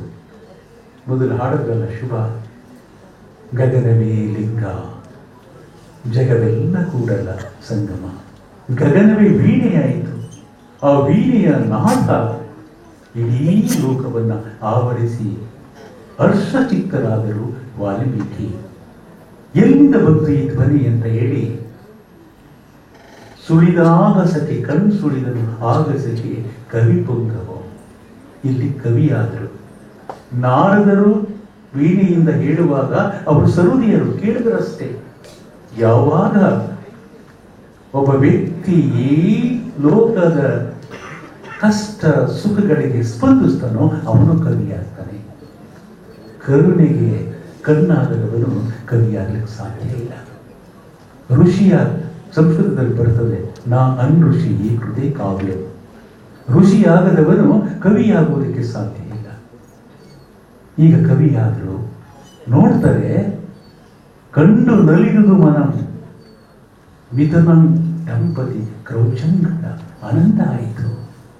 ಜಗತ್ತಲ್ಲಿ ಒಟ್ಟುಗೊಳಿಸೋದೇ ಬದುಕು ಅನ್ನುವುದನ್ನು ಕುವೆಂಪು ರಾಮಾಯಣ ದರ್ಶನದಲ್ಲಿ ಬರ್ತಾರೆ. ಈಗ ಜಗತ್ತು ಒಂದಾಗಬೇಕು, ಎಲ್ಲವೂ ಕೂಡಿ ಬದುಕಬೇಕು. ಆ ಸಂದರ್ಭದಲ್ಲಿ ಒಂದು ಘಟನೆ ತಿರುವಾಗ್ತದೆ. ದಟ್ಟ ಕಾಡು. ಒಬ್ಬ ಬೇಡ, ಸಂದರ್ಭವನ್ನು ಅರಿಯದ ಬೇಡ ಬಾಣವನ್ನು ಬಿಡ್ತಾನೆ. ಆ ಗಂಡು ಕ್ರೌಂಚದ ಎದೆಗೆ ತಾಗಿ ಚೀರ್ಕೋವಿಯಂತೆ ರಕ್ತ ಸಿಗ್ತದೆ. ನಿಮ್ಮ ಕಣ್ಮುಂದೆ ಅದೃಷ್ಟ ಏನಿದು? ತಪ್ಪನೆ ಬೀಳ್ತದೆ. ಬಿದ್ದಂತಹ ರಕ್ತದಿಂದ ಸುರಿತಿರುವ ರಕ್ತದಲ್ಲಿ ಈ ಕ್ರೌಂಚ, ಹೆಣ್ಣು ಕ್ರೌಂಚ ಮೇಯ್ತದಂತೆ. ಕ್ರೌಂಚವೇ ಬಿಸಿ ನೆತ್ತರಳ್ನಾಂದು ಪೊಳೆ ಮರಳ್ ಪುಡಿಯಲ್ ಪೊರಳ್ದು ಬೀರನ ಕೈಗೆ, ಬೀರನ ಬಿಲ್ವ ಅಂದ್ರೆ ಬೀರನ ಕೈಗೆ ಸಿಲುಕಿದ ಇನಿಯನ್ಮನ ಕಂಡು ಚೀರ್ಧಾರ್ದುದೈ ಚಕ್ರಗತಿಯಂ ಪಾರ್ದು ಗಿರಿ ವನ ಚಿಚ್ಚೇತನವೇ ಚೀಕರಿಸುವಂತೆ. ಇದು ಕುವೆಂಪು ಪ್ರತಿಯೊಂದು ಹೂವು ಗಿಡ ಹಣ್ಣು ಎಲ್ಲಕ್ಕೂ ಮನಸ್ಸಿದೆ ಎನ್ನುವುದನ್ನ ಈ ದರ್ಶನದಲ್ಲಿ, ಇದು ದರ್ಶನ ವಚನಕಾರರಲ್ಲಿ ಬರ್ತದೆ. ದಸರೆಯೇ ಎಂಬ ಶರಣ ಹೂವನ್ನ ಅರಿಯುವಾಗ ಅಯ್ಯೋ ನನ್ನ ನೊಂದೆ ಅಂತ. ಇನ್ನೊಂದು ಹೂವನ್ನ ಕೀರ್ತನೆ, ಅಯ್ಯೋ ನನ್ನ ನೊಂದೆ. ಎಲ್ಲಿ ಯಾರು ಅಂತಂದಾಗ ಆ ಗಿಡದ ಆ ಸೂಕ್ಷ್ಮತೆಯನ್ನ ಗ್ರಹಿಸ್ತಾನೆ. ನಾನು ಹೂವನ್ನ ಗಿಡ. ಇವತ್ತಿಗೂ ಕೂಡ ನಮ್ಮ ಆತ್ಮೀಯ ಇಂದಿನ ಶಿವಯೋಗಿಗಳು ಹೂವನ್ನ ಪೂಜೆಗೆ ಕೇಳ್ತಿರಲಿಲ್ಲ. ಸಾಯಂಕಾಲ ಒಂದು ಬಿಳಿ ವಸ್ತ್ರವನ್ನ ಹೂವಿನ ಗಿಡದಲ್ಲಿ ಹಾಸಿ ತಂಗಾಳಿಯಲ್ಲಿ ಬಿದ್ದ ಹೂವನ್ನೇ ಪೂಜೆಗೆ ಅವರು ಸಮರ್ಪಿಸ್ತಾ ಇದ್ದರು. ಇದು ನಿಜವಾದ ದಾರ್ಶನಿಕರ ನಿಲುವು. ದಸರೆಯ ಹೇಳ್ತಾರೆ, ಆರನರಿದು ಈ ನಾಲಿಗೆ ಅರ್ಪಿಸಲಿ, ಉದುರಿ ಬೀಳುವ ನಕ್ಕ ನಿನ್ನ ಹಂಗು ಉದರಿ ಬಿದ್ದಲ್ಲಿ ಅದು ಎನ್ನೊಡವೆ, ಅದು ಬಸವೇಶ್ವರ ಲಿಂಗಕ್ಕೆ ಅರ್ಪಿತ. ಏನು ಭಾವ! ನನ್ನ ಮುಂದಿರುವವನು ನಾನೇ ಅಂತ ತಿಳ್ಕೊಳ್ಳೋದಿದೆಯಲ್ಲ, ಇದು ದರ್ಶನ, ಇದು ಕುವೆಂಪು ದರ್ಶನ. ಅದಕ್ಕೆ ರಾಮಾಯಣ ಅಂತ ಹೇಳ್ಬೋದಾಗಿತ್ತು, ಇಡಲಿಲ್ಲ. ದರ್ಶನ ದರ್ಶನ ಏನುವುದನ್ನು ನನ್ನ ಮುಂದಿನ ಭಾಗದಲ್ಲಿ ಹೇಳ್ತೇನೆ. ಚೀರ್ಬಾರ್ದುದಾಯಿ ಚಕ್ರಗತಿ ಎಂಬಾರ್ದು ಗಿರಿ ವನ ಚಿಚ್ಚೇತನವೇ ಚೀಕರಿಸುವಂತೆ. ಆವಾಗ ಏನಾಯ್ತು? ಕರಗಿತಂತೆ ಕರಳು ಮನೆಗೆ, ಕರಗಿತಂತೆ ಕರುಳು ಮುನಿಗೆ, ಕಣ್ಬನಿಯು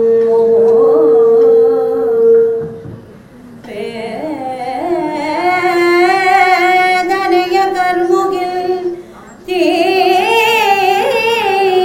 ಬರೆ ಹೃದಯದೊಳ್ ಮರುಗಿದನು ಋಷಿ ಮನಕ್ಕೆ ಮಿಂಚಲ ತನ್ನ ಪೂರ್ವಂ. ಮರುಗಿದನು ಋಷಿ ಮನಕ್ಕೆ ಮಿಂಚಲ ತನ್ನ ಪೂರ್ವಂ.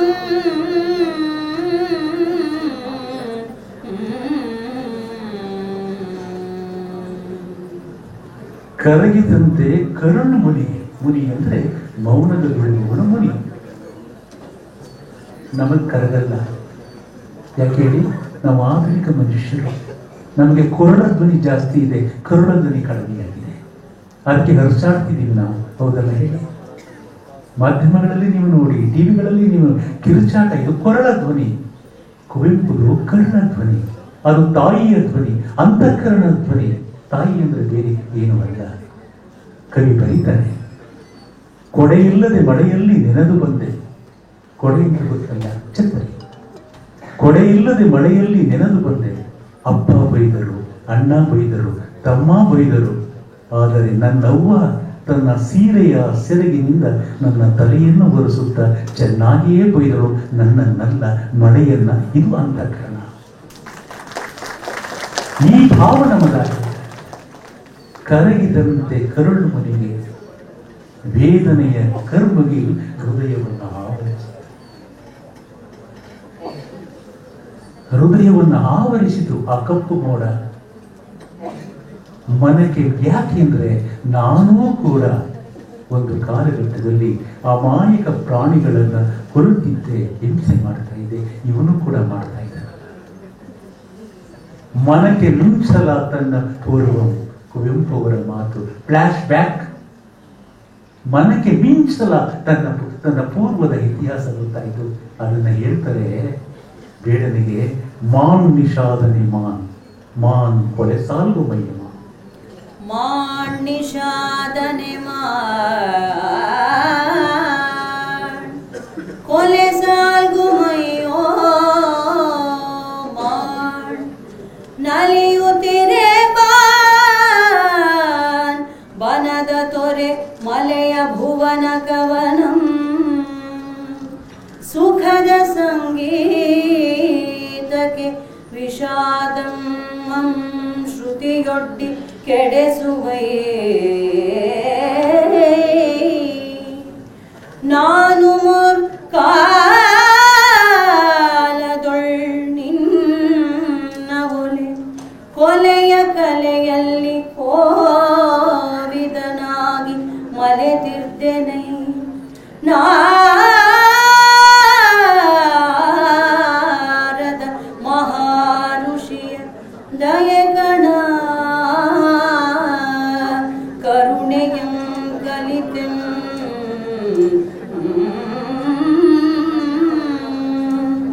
ಎಂದಾತ್ಮಕಥೆಯಾತ್ಮತತ್ವವನೊರೆದು ಕಬ್ಬಿಲಗೆ ಬಗೆ ಕರಗುವಂತೆ ಬೋಧಂಗೆ ಕೃಪೆ ದೋರಿದ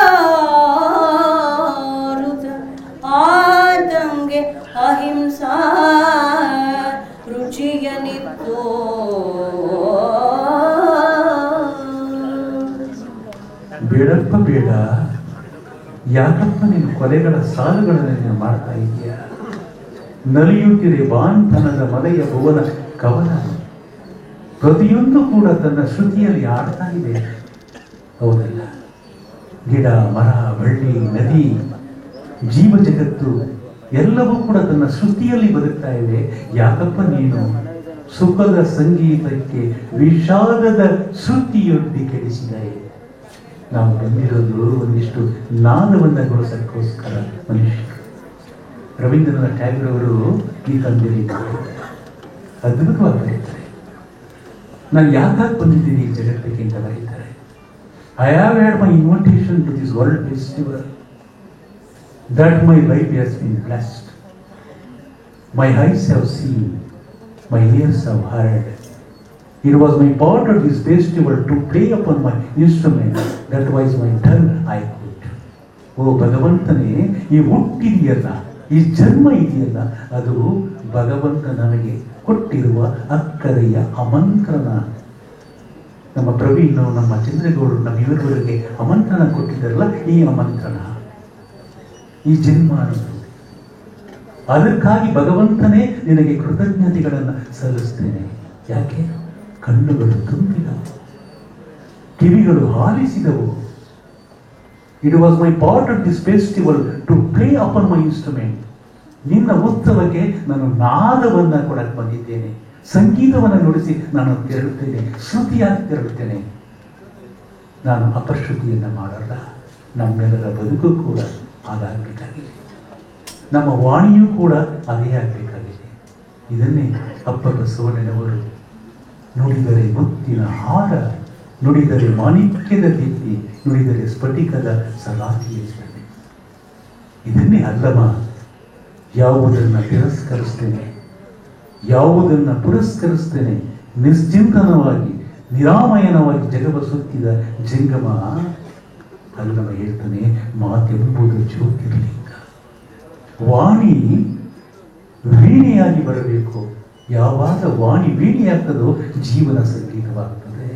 ಆದರೆ ವಾಣಿ ಬಾಣವಾಗಿ ಬಂದಾಗ ಕುರುಕ್ಷೇತ್ರವೇ ಇವತ್ತಿನ ಸ್ಥಿತಿ. ಹೌದಲ್ಲ? ಹೇಳಿ, ಹೌದಲ್ವಾ? ಯಾಕಪ್ಪ ನೀನು ಶ್ರುತಿಯನ್ನು ಕೆಡಿಸ್ತಾ ಇದೀಯಾ? ನಾನೂ ಕೂಡ ಒಂದು ಕಾಲದಲ್ಲಿ, ಮೊದಲ್ಗಾಲದಲ್ಲಿ ಕೊಲೆಯ ಕಲೆಯಲ್ಲಿ ಕೋವಿದನಾಗಿ ಹುಬ್ಬಿದ್ದೆ ಬಡಗೆ. ಕುವೆಂಪು ಅವರ ಸಾಲುಗಳನ್ನು ನೋಡಿ. ಕೊಲೆಯ ಕಲೆಯಲ್ಲಿ ಕೋವಿದನಾಗಿ, ಈ ಕೊಲೆ ಮಾಡುವುದೇ ಮಹಾಕಲೆ ಅಂತ ತಿಳ್ಕೊಂಡಿದ್ದೆ, ಕೊಬ್ಬಿದ್ದೆ. ಆದರೆ ನಾರದರ ದಯಾಕಾಲ, ನಾರದರ ಮಹರ್ಷಿಗಳ ದಯೆಯಿಂದ ನನಗೆ ಕರುಣೆ ಎನ್ನುವುದು ಗೊತ್ತಾ. ಭವಭೂತಿಯಲ್ಲ ಕರುಣೆಯನ್ನು ಹೇಳ್ತಾರೆ, ಭೋಜ ಶೃಂಗಾರ ರಸವನ್ನು ಹೇಳ್ತಾನೆ. ಕರುಣ ರಸವೇ ಶ್ರೇಷ್ಠ ರಸ, ಅದು ಅಂತಃಕರಣದ ರಸ. ಅಹಿಂಸೆ ನನಗೆ ಗೊತ್ತಾಯಿತು. ಯಾಕೆ ಅಹಿಂಸೆ ತರ್ತಾರೆ ಅಂದರೆ, ಕುವೆಂಪು ಅವರು ಗಾಂಧೀಜಿಯವರಲ್ಲಿ ನಾಯಕ. ವರ್ತಮಾನದ ಸಮಕಾಲೀನ ಚಿತ್ರಣವನ್ನು ತಮ್ಮ ಕಾವ್ಯಕ್ಕೆ ಕೊಟ್ಟಲ್ಲ, ಇದು ನಿಜವಾದಂಥ ದರ್ಶನ. ವಾಲ್ಮೀಕಿಯಲ್ಲಿ ಬರಲ್ಲ. ವಾಲ್ಮೀಕಿಯಲ್ಲಿ ಬೇಡನಿಗೆ ಶಾಪ ಕೊಟ್ಬಿಡ್ತಾರೆ. ಆದರೆ ಇಲ್ಲಿ ಪರಿವರ್ತನಶೀಲತೆಯನ್ನ ಕುವೆಂಪು ಅವರ ಕಾವ್ಯದಲ್ಲಿ ನಾವು ಪಡ್ತೇವೆ. ಬೇಡಪ್ಪ, ಮಾಡಬೇಡ ನೀನು. ಆಗ ಕೌಂಚವಕ್ಕಿಯ ಮೈಯನನೆ ಸರಳಂ ಬಾಣವಂ,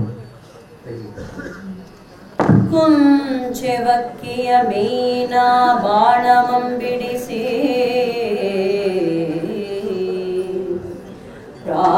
ಪ್ರಾಣವಂ ಬರಿಸಿ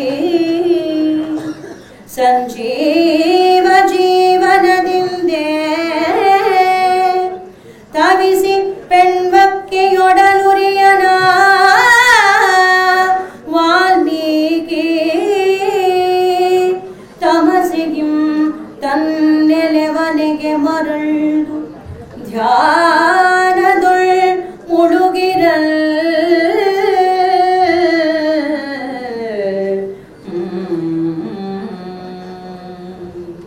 ಗಂಡು ಕ್ರೌಂಚಕ್ಕೆ ಚುಚ್ಚಿದ ಬಾಣ ಸರಳ ತೆಗೆದು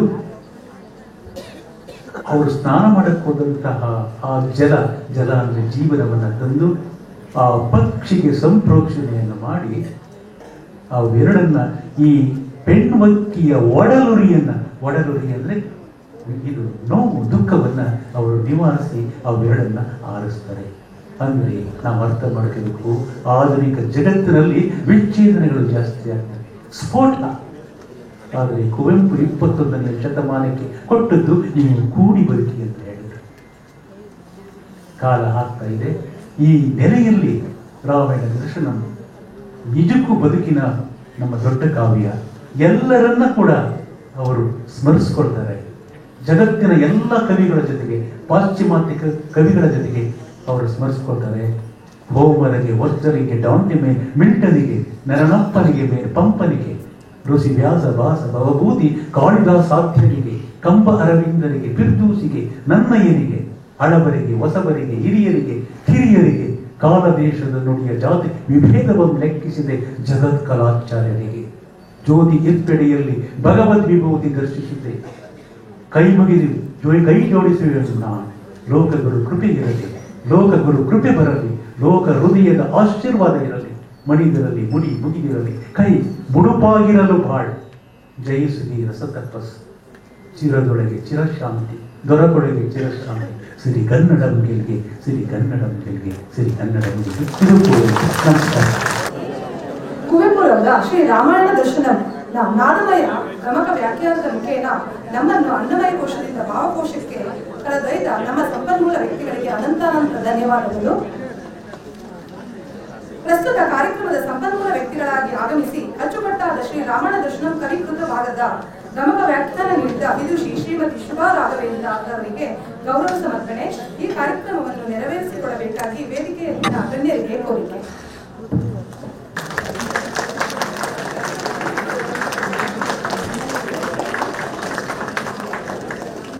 ಕರ್ನಾಟಕ ರಾಜ್ಯ ಮುಕ್ತ ವಿಶ್ವವಿದ್ಯಾನಿಲಯದಲ್ಲಿ ಈ ದಿನ ಕುವೆಂಪು ಅವರ 121ನೇ ಜನ್ಮ ದಿನಾಚರಣೆಯ ಅಂಗವಾಗಿ ಗಮಕ ವ್ಯಾಖ್ಯಾನ ಶ್ರೀ ರಾಮಾಯಣ ದರ್ಶನಂ ಮಹಾಕಾವ್ಯದ ಕವಿಕೃತ ದರ್ಶನಂ ಭಾಗ, ಇದರ ಸಂಬಂಧ ಬಹಳ ಅರ್ಥಗರ್ಭಿತವಾಗಿ ಆಯೋಜಿಸಿದಂಥ ಕಾರ್ಯಕ್ರಮ. ಈ ಒಂದು ಮಹತ್ವಪೂರ್ಣ ಕಾರ್ಯಕ್ರಮದಲ್ಲಿ ಉಪಸ್ಥಿತರಾಗಿ ನಮ್ಮೆಲ್ಲರಿಗೂ ಮಾರ್ಗಸೂಚನೆಯನ್ನು ಕೊಟ್ಟಂತಹ ಗೌರವಾನ್ವಿತ ಕುಲಪತಿಗಳಾದ ಪ್ರೊಫೆಸರ್ ಶ್ರೀ ಶರಣಪ್ಪ ವಿ ಹಲಸೆ ಸರ್ ಅವರಿಗೆ ನೆನೆಸುತ್ತಾ, ಹಾಗೂ ಈಗಷ್ಟೇ ನಮ್ಮನ್ನೆಲ್ಲ ಉದ್ದೇಶಿಸಿ ಮಾತನಾಡಿದಂತಹ ಮೈಸೂರು ವಿಶ್ವವಿದ್ಯಾಲಯದ ಗೌರವಾನ್ವಿತ ಕುಲಪತಿಗಳು ಪ್ರೊಫೆಸರ್ ಲೋಕನಾಥ್ ಅವರಿಗೆ ಧನ್ಯವಾದಗಳನ್ನು ತಿಳಿಸ್ತಾ, ನಮ್ಮೊಂದಿಗೆ ಇಬ್ಬರು ಮಹಾನ್ ಕಲಾವಿದರು, ಸೃಜನಶೀಲ ವ್ಯಕ್ತಿತ್ವದ ಮಹಾನ್ ಮೇರು ವ್ಯಕ್ತಿತ್ವ ಶ್ರೀ ಶಂಕರ್ ದೇವನೂರವರು. ಇವರು ಇಂಜಿನಿಯರ್ ಆದರೂ ಕೂಡ ಈ ಕವಿತ್ವ ಇದರ ಭಾವದಲ್ಲಿ ನಮ್ಮನ್ನೆಲ್ಲ ತಿಳಿಸಿ ಇವತ್ತು ನಮ್ಮ ಹೃದಯನ ತುಂಬಿ ಬಂದಿದ್ದ ಒಂದು ಮಹಾನ್ ಚೇತನ ಇವರು. ಇವತ್ತು ನಮ್ಮೊಂದಿಗೆ ಇಷ್ಟೊತ್ತು ಕಾಲ ಕಳೆದಿದ್ದು ನಿಜವಾಗ್ಲೂ ನಾವೆಲ್ಲ ಕೂಡ ಪುಣ್ಯವನ್ನು ಮಾಡಿದ್ದೀವಿ ಅಂತ ನಾನು ಭಾವಿಸ್ತೀನಿ. ಹಾಗೆಯೇ ಅದಕ್ಕೆ ಗಮಕ ದನಿಗೂಡಿಸಿದಂತಹ, ಗಮಕ ಅಂದರೆ ಅರ್ಥನೇ ಪದ್ಯವನ್ನು ಅಥವಾ ಚಂಪು ಕಾವ್ಯವನ್ನು ಸುಶ್ರಾವ್ಯವಾಗಿ, ರಾಗಬದ್ಧವಾಗಿ, ರಾಗಪೂರ್ಣವಾಗಿ ಆಭೂಷಣಗೊಳಿಸಿ ಹಾಡ್ತಕ್ಕಂಥ ಒಂದು ಕಲೆ ಗಮಕ. ಈ ಒಂದು ಗಮಕ ಕಲೆಯನ್ನು ತಮ್ಮದಾಗಿಸಿಕೊಂಡಿರುವ ವಿದುಷಿ ಶ್ರೀಮತಿ ಶುಭಾ ರಾಘವೇಂದ್ರ ಅವರಿಗೂ ಧನ್ಯವಾದಗಳನ್ನ ಅರ್ಪಿಸ್ತೇನೆ. ಹಾಗೆ ವೇದಿಕೆ ಮೇಲೆ ಇವತ್ತಿನ ಕಾರ್ಯಕ್ರಮವನ್ನು ಆಯೋಜನೆ ಮಾಡಿದಂಥ ಎಲ್ಲ ಗಣ್ಯ ವ್ಯಕ್ತಿಗಳು ಇದ್ದಾರೆ. ನಮ್ಮ ಡೀನ್ ಅಧ್ಯಯನ ಕೇಂದ್ರ ಪ್ರೊಫೆಸರ್ ರಾಮನಾಥನ್ ನಾಯ್ಡುರವರು, ಹಣಕಾಸು ಅಧಿಕಾರಿಗಳಾದ ಪ್ರೊಫೆಸರ್ ನಿರಂಜನ್ರವರು. ಹಾಗೆ ಈ ಕಾರ್ಯಕ್ರಮವನ್ನು ಬಹಳ ಅಚ್ಚುಕಟ್ಟಾಗಿ ಅದರ ಒಂದು ಬದ್ಧತೆಯನ್ನು ತೋರಿಸುತ್ತೆ ನಮ್ಮ ಪ್ರೊಫೆಸರ್ ಚಂದ್ರೇಗೌಡರವರು. ಅವರು ಬಹಳ ಅಚ್ಚುಕಟ್ಟಾಗಿ ಯಾರನ್ನ ಈ ಕಾರ್ಯಕ್ರಮಕ್ಕೆ ಆಯ್ಕೆ ಮಾಡಬೇಕು ಅದನ್ನು ಸೂಕ್ತತೆಯನ್ನು ನೋಡಿಕೊಂಡು ಆಯ್ಕೆ ಮಾಡಿ ಇವತ್ತು ನಮಗೆಲ್ಲ ಈ ಕಾರ್ಯಕ್ರಮ ಇಷ್ಟು ಚೆನ್ನಾಗಿ ಆಗಲಿಕ್ಕೆ ಕಾರಣೀಭೂತರಾಗಿದ್ದೀರಾ. ನಿಮಗೂ ಮತ್ತು ನಿಮ್ಮ ಎಲ್ಲ ಕನ್ನಡ ಅಧ್ಯಯನ ಮತ್ತು ವಿಸ್ತರಣಾ ಕೇಂದ್ರಕ್ಕೂ ಎಲ್ಲ ಸಿಬ್ಬಂದಿ ವರ್ಗದವರಿಗೂ ಧನ್ಯವಾದಗಳನ್ನು ತಿಳಿಸ್ತಾ ಇದ್ದೀನಿ. ಹಾಗೆ ವೇದಿಕೆಯ ಮುಂಭಾಗದಲ್ಲಿ ಇರ್ತಕ್ಕಂಥ ನನ್ನ ನೆಚ್ಚಿನ ಸಹೋದ್ಯೋಗಿ ಮಿತ್ರರೇ, ಆಹ್ವಾನಿತ ಬಂಧುಗಳೇ, ಮಾಧ್ಯಮ ಮಿತ್ರರೇ, ನಮಗೆಲ್ಲ ಶಾಲಾ ದಿನಗಳಿಂದನೂ ಪದ್ಯ ಅಂದ್ರೆ ಏನು ಅಂತ ಚೆನ್ನಾಗಿ ಗೊತ್ತಿದೆ. ಆದ್ರೆ ಎಷ್ಟು ಜನಕ್ಕೆ ನಮ್ಮ ಶಿಕ್ಷಕರು ಪದ್ಯದ ಮಹತ್ವವನ್ನ ಹೇಳಿದ್ದಾರೆ ಅನ್ನೋದೇ ಒಂದು ಪ್ರಶ್ನೆ. ಯಾಕೆಂದ್ರೆ ನಾನು ಈಗ ಅವರ ಗಮಕ ವಾಕ್ಯ ಮತ್ತೆ ಮಾಡ್ತಿದ್ದಾಗ ಸುಮಾರು ಜನ ತುಂಬಾ ಚೆನ್ನಾಗಿ ಅದನ್ನ ಆಲಿಸ್ತಾ ಇದ್ರಿ, ಅದನ್ನ ಆಸ್ವಾದಿಸ್ತಾ ಇದ್ರಿ. ಇನ್ನು ಕೆಲವು, ಯಾಕಂದ್ರೆ ಈ ಸಭಾಂಗಣದಲ್ಲಿ ಇವತ್ತು ಇರ್ತಕ್ಕಂಥವರೆಲ್ಲ ನಮ್ಮ ಸಹೋದ್ಯೋಗಿಗಳೇ, ಇಲ್ಲಿ ಯಾರು ಕೂಡ ನಮ್ಮ ಸ್ಟೂಡೆಂಟ್ಸ್ ಇಲ್ಲ. ತಮ್ಮ ಗಮನಕ್ಕೆ ಸರ್, ಮೇಡಮ್ ತಮ್ಮ ಗಮನಕ್ಕೆ, ಬಹಳ ಪ್ರಬುದ್ಧರು, ವೈಚಾರಿಕತೆ ಹೊಂದಿದ್ದವರು, ಶಾಲಾ ಶಿಕ್ಷಣ ಕಾಲೇಜು ಶಿಕ್ಷಣ ಮುಗಿಸಿ ಬಂದಂತಕ್ಕವರೇ ಇಲ್ಲಿರ್ತಕ್ಕಂಥದ್ದು. ನಿಜವಾಗ್ಲೂ ತಮ್ಮ ಗಮಕ ವಾಚನ ಇರ್ಬೋದು, ಸರ್ ಅವರು ಹೇಳಿದಂತ ಅದರ ವಿಶ್ಲೇಷಣೆ ಇರ್ಬೋದು, ಇದನ್ನ ಬಹಳ ಆಸಕ್ತಿಯಿಂದ ಎಲ್ಲರೂ ನಾವು ಸೇರ್ಕೊಂಡು ಇವತ್ತು ಕೇಳಿದ್ವಿ. ಯಾವುದೇ ಒಂದು ಭಾಷೆಯನ್ನ ನಾವು ಕಲಿಬೇಕಾದ್ರೆ 3 ಉದ್ದೇಶಗಳು ಇರುತ್ತೆ: ಗ್ರಹಿಕೆ, ಅಭಿವ್ಯಕ್ತಿತನ ಮತ್ತು ಪ್ರಶಂಸೆ ಇರ್ತಕ್ಕಂಥದ್ದು. ಈ 3 ಆಬ್ಜೆಕ್ಟಿವ್ಸ್, ಉದ್ದೇಶಗಳನ್ನ ಇಟ್ಟುಕೊಂಡೇ ಒಂದು ಭಾಷೆಯನ್ನ ನಾವು ಕಲಿತೀವಿ. ಬೋಧನೆ ಮಾಡ್ತಕ್ಕಂಥ ಶಿಕ್ಷಕರು ಬೋಧನೆ ಮಾಡ್ತಾರೆ.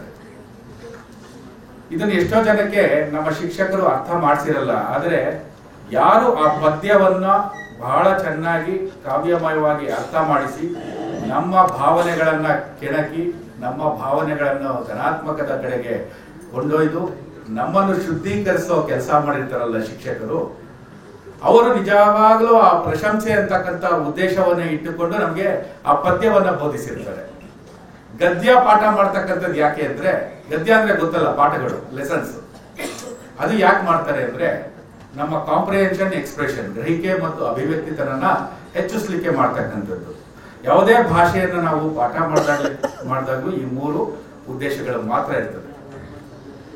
ಅದೇ ಬೇರೆ ಸಬ್ಜೆಕ್ಟ್ಸ್ ಆದ್ರೆ knowledge, understanding, appreciation, application, skill, critical thinking, ಈ ರೀತಿ ಅನೇಕ ಆಬ್ಜೆಕ್ಟಿವ್ಸ್ ಇಟ್ಕೊಂಡಿದೆ. ಇವತ್ತು ನಮ್ಗೆ ನಮ್ಮನ್ನ ಇಂಟ್ರಾಸ್ಪೆಕ್ಟ್ ಮಾಡ್ತಕ್ಕಂಥ ಒಂದು ದಿನ. ಎಷ್ಟರ ಮಟ್ಟಿಗೆ ನಾವು ಗದ್ಯವನ್ನ, ಪದ್ಯವನ್ನ ಪ್ರಶಂಸೆ ಮಾಡಿದ್ದೀವಿ ಅಂತ. ಬಹುಶಃ ನಮ್ಮ ಪ್ರಶಂಸೆ ನಮ್ಮ ಮನಸ್ಸಿನಲ್ಲಾಗಿರ್ಬೋದು, ಭಾವನೆಗಳ ಮುಖಾಂತರ, ನಮ್ಮ ದೈಹಿಕ ಅಂಗಾಂಗಗಳ ಚಲನಾವಲನಗಳ ಮೂಲಕ ನಮಗೆ ವ್ಯಕ್ತವಾಗಿದೆ. ನಿಜಕ್ಕೂ ನಾವೆಲ್ಲ ಧನ್ಯರು. ಇಷ್ಟು ಹೊತ್ತು ತಾಳ್ಮೆಯಿಂದ ನೀವು ಕುಳಿತು ಪ್ರತಿಯೊಂದು ಶಬ್ದವನ್ನು ಗ್ರಹಿಕೆ ಮಾಡ್ತಿರ್ತಕ್ಕಂಥದ್ದು ನಾವೆಲ್ಲರೂ ಕೂಡ ವೇದಿಕೆಯಿಂದ ಗಮನಿಸಿದ್ದೀವಿ. ಈ ದಿನ ನಾವು ಕುವೆಂಪು ಬಗ್ಗೆ ಹೆಚ್ಚು ಹೇಳಲಿಕ್ಕೆ ಹೋಗಲ್ಲ. ಯಾಕೆಂದ್ರೆ ಅವರ ಬಗ್ಗೆ ನಾವು ಚಿಕ್ಕ ವಯಸ್ಸಿನಿಂದಲೇ ನಾವು ಅವರ ವೈಚಾರಿಕತೆಯನ್ನು ನಾವು ಮನಗಂಡಿದ್ದೇವೆ. ಕುವೆಂಪು ಅವರ ಕವಿಶೈಲಕ್ಕೆ ನಾವು ಕೂಡ ಹೋಗಿದ್ದೀವಿ. ನಾನು ಕೂಡ ಶಿವಮೊಗ್ಗದ ಮೂಲದವನೇ. ನಮ್ಮ ಲೋಕನಾಥ್ ಅವರು ತೀರ್ಥಹಳ್ಳಿ ಸ್ವಲ್ಪ ದೂರದಲ್ಲೇ ನಮ್ಮ ಊರು. ಆದ್ರೆ ನಾವು ಹುಟ್ಟಿ ಬೆಳೆದಿದ್ದು ಬೆಂಗಳೂರು ಇರ್ಬೋದು. ಆ ಒಂದು ಮಲೆನಾಡಿನ ಸೊಬಗು, ಮಲೆನಾಡಿನ ಐಸಿರಿ ನಮಗೆ ಕಣ್ಣಿಗೆ ಕಟ್ಟತಕ್ಕಂತ ಒಂದು ವಿಚಾರ. ಕುವೆಂಪು ಅವರು ಬಹುಶಃ ಯಾಕೆ ಅಷ್ಟೊಂದು ಸೃಜನಶೀಲರಾದ್ರು, ಕ್ರಿಯೇಟಿವ್ ಆದ್ರು, ಅವರಲ್ಲಿ ಇಂಥ ಒಂದು ಮಹತ್ತರವಾದ ವೈಚಾರಿಕತೆ ಯಾಕೆ ಮೂಡ್ತು ಅಂತ ನಾನು ಯೋಚನೆ ಮಾಡುವಾಗ ಕೆಲವೊಂದು ನಮ್ಮ ಚಿಕ್ಕ ವಯಸ್ಸಿನಲ್ಲಿ ಕೇಳಿದಂತ ಪದ್ಯಗಳು ನನ್ನ ಕಿವಿನಲ್ಲಿ ಗುಣುತ್ತವೆ. ದೇವರು ರುಜು ಮಾಡಿದನು ಅಂತೇಳಿ ಒಂದು ಪದ್ಯ. ಆ ಪದ್ಯದಲ್ಲಿ ಮುಖ್ಯ ಸಾರನೆ ಹಕ್ಕಿಗಳು ಹಾರುತ್ತಿರ್ತಕ್ಕಂಥ ಒಂದು ವಿಶೇಷವಾದಂತ ವಿದ್ಯಮಾನವನ್ನು ಅವರು ನೋಡ್ಕೊಳ್ತಾ ಆ ಒಂದು ಪದ್ಯವನ್ನ ಬರೀತಾರೆ. ನಾವು ಸಾಮಾನ್ಯವಾಗಿ ಹಕ್ಕಿ ಪಕ್ಷಿಗಳು ಹಾರ್ತಾ ಇದ್ರೆ ಸಾಯಂಕಾಲದ ಸಮಯ, ಬೆಳಗಿನ ಸಮಯ ಯಾವ್ದಾದ್ರು ಪಾರ್ಕ್ ಅಲ್ಲಿ ಅಥವಾ ಯಾವ್ದಾದ್ರು ಕೆರೆ ದಂಡೆನಲ್ಲಿ ಅದನ್ನು ನೋಡ್ಕೊಂಡು ಖುಷಿ ಪಡ್ತೀವಿ. ಅದು ಎಷ್ಟು ಚೆನ್ನಾಗಿ ಆಡ್ತಾ ಇದೆ, ಅದು ಒಂದು ವಿ ಆಕಾರದಲ್ಲಿ ಆಡ್ತಾ ಇರುತ್ತೆ, ಎಷ್ಟು ಲೈನ್ ಆಗಿ ಹೋಗ್ತಾ ಇದೆ ಅಂತೇಳಿ ನಾವು ವರ್ಣಿಸ್ತೀವಿ. ಆದರೆ ಆ ಮಹಾನ್ ಕವಿಗೆ, ವಿಶ್ವಚೇತನಕ್ಕೆ ಅರ್ಥ ಆಗಿದ್ದೇ ಬೇರೆ ರೀತಿ. ದೇವರು ರುಜು ಮಾಡಿದನು ಅಂದ್ರೆ ಒಂದು ದೇವರು ಎಲ್ಲ ಸೃಷ್ಟಿ ಮಾಡಿ ಕೊನೆಯದಾಗಿ ಸಿಗ್ನೇಚರ್ಗೆ ಎಷ್ಟು ವ್ಯಾಲ್ಯೂ ಇದೆ ಅಲ್ವಾ? ಆ ಸಿಗ್ನೇಚರ್ ಬೀಳಲಿಲ್ಲ ಅಂದ್ರೆ ಯಾವುದೇ ಒಂದು ಆದೇಶ ಆಗ್ಬೋದು, ಯಾವುದೇ ಒಂದು ಲೆಟರ್ ಆಗ್ಬೋದು, ಉಪಯೋಗ ಇರಲ್ಲ. ಆ ಒಂದು ಮಹತ್ತರವಾದ ಭಾವವನ್ನ ಕುವೆಂಪು ಒಂದೇ ಒಂದು ಸಾಲಿನಲ್ಲಿ ಹೇಳ್ತಾರೆ, ದೇವರು ರುಜು ಮಾಡಿದನು. ನೋಡಿ, ಭಾವನೆಗಳು ಯಾವ ರೀತಿ ಉದ್ಭವ ಆಗ್ತದೆ ಅನ್ನೋದು ಈ ಸಾಲುಗಳ ಇಂಥ ಅನೇಕ ಸಾಲುಗಳಿಂದ ನಾವು ಈ ಕವಿ ಮಹನೀಯರಲ್ಲಿ ನಾವು ಕಂಡುಕೊಳ್ತೀವಿ. ಬಹುಶಃ ಇವತ್ತಿನ ಈ ರಾಮಾಯಣ ದರ್ಶನ ನಾವು ನಿಜವಾಗ್ಲೂ ಒಂಚೂರು ಒಳ ಹೊಕ್ಕು ಅರ್ಥ ಮಾಡ್ಕೊಳ್ತಕ್ಕಂಥ ಒಂದು ಸಾಧ್ಯತೆ ಆಯ್ತು ಅಂದ್ರೆ ತಪ್ಪಾಗ್ಲಾರ್ದು. ನಿಮ್ಗೆ ಏನಾದ್ರೂ ಅದು ಪರಿಣಾಮ ಅನ್ನಿಸ್ತಾ ಇದ್ರೆ ದಯವಿಟ್ಟು ರಾಮಾಯಣ ದರ್ಶನ ಪುಸ್ತಕವನ್ನು ಸಂಪೂರ್ಣವಾಗಿ ಓದೋದ್ರ ಮೂಲಕ ನಾವೆಲ್ಲ ಇವರು ಇವತ್ತೇನು ನಮಗೆ ಒಂದು ಮುನ್ನುಡಿಯನ್ನ ಬರೆದಿದ್ದಾರೆ ಈ ಕವಿತೆಗಳ ಬಗ್ಗೆ, ಗದ್ಯಗಳ ಬಗ್ಗೆ, ಅದು ಸೃಷ್ಟವಾಗಿ ಗಮಕವನ್ನು ಹಾಡೋದ್ರ ಮೂಲಕ ಯಾವ ರೀತಿ ನಮ್ಮ ಮನಸ್ಸಿಗೆ ಮುಟ್ಟಿದ್ದಾರೆ. ಇನ್ನೂ ವಿಶೇಷ ಅಂದ್ರೆ ಒಬ್ರು ನಿವೃತ್ತ ಮುಖ್ಯ ಅಭಿಯಂತರರು ಕಾಳಿ ಯೋಜನೆಯನ್ನ ಮಾಡಿದಂತ PWD ಇಂಜಿನಿಯರ್ ಅವರು ಈ ಒಂದು ಸಾಹಿತ್ಯ ಕೃಷಿನಲ್ಲಿ ಮತ್ತೆ ಈ ಪದ್ಯವನ್ನ ಇಷ್ಟು ಚೆನ್ನಾಗಿ ವಿಶ್ಲೇಷಣೆ ಮಾಡ್ತಾ ಅವರದೇ ಆದ ಧಾಟಿಯಲ್ಲಿ ಬಹಳ ಸುಶ್ರಾವ್ಯವಾಗಿ ವಿವರಣೆ ಕೊಟ್ರಲ್ಲ, ಇದು ನಮ್ಗೆ ನಿಜವಾಗ್ಲೂ ಕಣ್ಣನ್ನ ತರಿಸ್ಬೇಕು. ಇದಕ್ಕೆ ಯಾವುದೇ ಸಬ್ಜೆಕ್ಟ್ನ ನಿರ್ಬಂಧನೆಗಳಿಲ್ಲ. ನಾವು ಆರ್ಟ್ಸ್ ಇರ್ಬೋದು, ಕಾಮರ್ಸ್ ಇರ್ಬೋದು, ಸೈನ್ಸ್ ಇರ್ಬೋದು, ಇಂಜಿನಿಯರ್ ಇರ್ಬೋದು, ಡಾಕ್ಟರ್ ಇರ್ಬೋದು, ಎಲ್ಲರಲ್ಲೂ ಮನಸ್ಸಿದೆ, ಎಲ್ಲರಲ್ಲೂ ಭಾವನೆಗಳಿದೆ. ಬಹುಶಃ ನಮ್ಮ ಡಾಕ್ಟರ್ ಚಂದ್ರೇಗೌಡ ಅವರು ಸ್ಟಾರ್ಟಿಂಗ್ ಅಲ್ಲಿ ಹೇಳ್ತಾನೆ ಹೇಳಿದ್ರು, ಪಂಚಕೋಶ ಸಿದ್ಧಾಂತಗಳ ಬಗ್ಗೆ ಹೇಳಿದ್ರು. ಅನ್ನಮಯ ಕೋಶ, ಮನೋನ್ಮಯ ಕೋಶ, ಪ್ರಾಣಮಯ ಕೋಶ, ಅದಾದ ನಂತರ ಮನೋನ್ಮಯ ಕೋಶ, ವಿಜ್ಞಾನಮಯ ಕೋಶ ಹಾಗೂ ಆನಂದಮಯ ಕೋಶ. ಇದು ತೈತ್ತರೀಯ ಉಪನಿಷತ್ ಅಂದ್ರೆ ಗೊತ್ತಲ್ಲ, ಭಗವದ್ಗೀತೆಯ ಸಾರನೆ ಉಪನಿಷತ್. 21ನೇ ಅಧ್ಯಾಯದಲ್ಲಿ ಬರ್ತಕ್ಕಂಥ ವಿಶೇಷವಾದ ಒಂದು ಸಿದ್ಧಾಂತ. ಈ ಪಂಚಕೋಶ ಸಿದ್ಧಾಂತವನ್ನು ಸಾಂಕೇತಿಕವಾಗಿ ಗಾಯತ್ರಿ ದೇವಿಯ 5 ಮುಖಗಳಿಗೆ ಹೋಲಿಕೆ ಮಾಡಲಾಗುತ್ತೆ. ನೋಡಿ, ನಮ್ಮ ಹಿಂದಿನ ವೇದ ವಿದ್ಯಮಾನಗಳು, ಉಪನಿಷತ್ತುಗಳು, ಭಗವದ್ಗೀತೆಗಳು ಇವತ್ತಿನ ಕಾಲಘಟ್ಟದಲ್ಲೂ ಕೂಡ ನಮ್ಗೆ ಎಷ್ಟು ಸೂಕ್ತತೆ ಇದೆ ಅಂತಕ್ಕಂಥದ್ದನ್ನ ನಾವು ಇವತ್ತು ಅರ್ಥ ಮಾಡ್ಕೊಳ್ಬೇಕು. ಅನ್ನಮಯ ಕೋಶ ಅಂದ್ರೆ ನಾವು ಅನ್ನದಿಂದನೇ ಹುಟ್ಟಿದ್ದು, ಅನ್ನ ಮುಂದೆ ಇನ್ನೊಂದು ಪ್ರಾಣಿಗೋ ಇನ್ನೊಂದು ಜೀವಕ್ಕೋ ಅನ್ನವಾಗ್ತೀವಿ.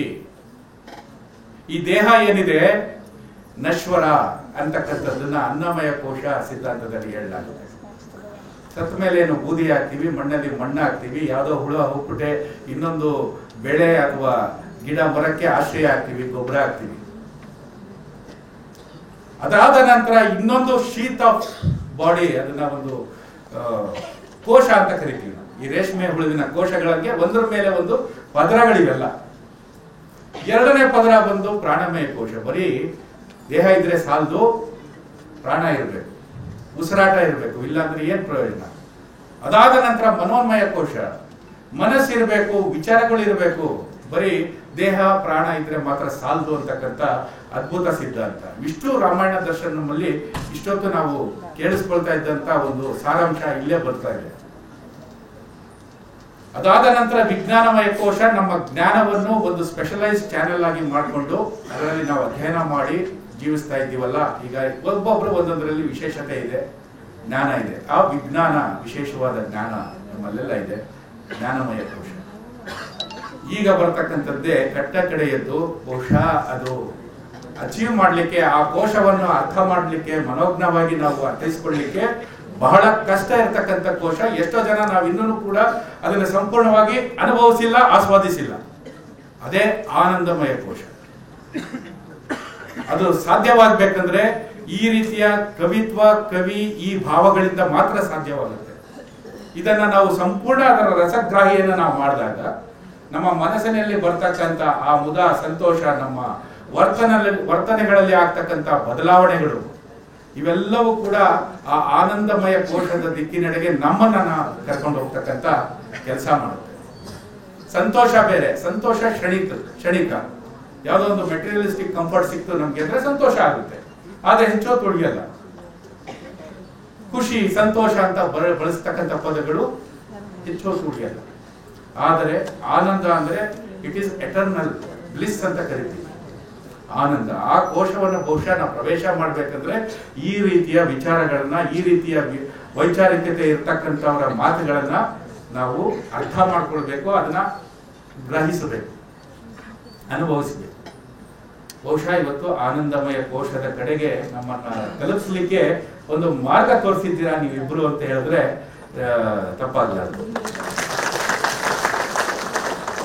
ಈ ರೀತಿಯಾಗಿ ಈ ದಿನ ಈ ಕಾರ್ಯಕ್ರಮವನ್ನು ಯಶಸ್ವಿಯಾಗಿ ಮಾಡಿಕೊಂಡಂತಹ ನಮ್ಮ ಕನ್ನಡ ಮತ್ತು ಸಂಸ್ಕೃತಿ, ಕನ್ನಡ ಅಧ್ಯಯನ ವಿಭಾಗ, ವಿಸ್ತರಣಾ ವಿಭಾಗಕ್ಕೆ ಧನ್ಯವಾದಗಳನ್ನ ತಿಳಿಸ್ತಾ ಮತ್ತೊಮ್ಮೆ ಬಂದಂತಹ ಅತ್ಯದ್ಭುತ ಕಲಾವಿದರು ಹಾಗೂ ಮನೋಜ್ಞ ವ್ಯಕ್ತಿತ್ವದ ಶ್ರೀ ಶಂಕರ್ ದೇವನವರು ಹಾಗೂ ಶ್ರೀಮತಿ ಶೋಭಾ ರಾಘವೇಂದ್ರರವರಿಗೆ ಮತ್ತೊಮ್ಮೆ ಧನ್ಯವಾದಗಳನ್ನು ತಿಳಿಸ್ತಾ ನಿಮ್ಗೆಲ್ಲರಿಗೂ ಕೂಡ ನಮಸ್ಕಾರಗಳನ್ನ ತಿಳಿಸ್ತಾ ಇದ್ದೀನಿ. ಧನ್ಯವಾದ.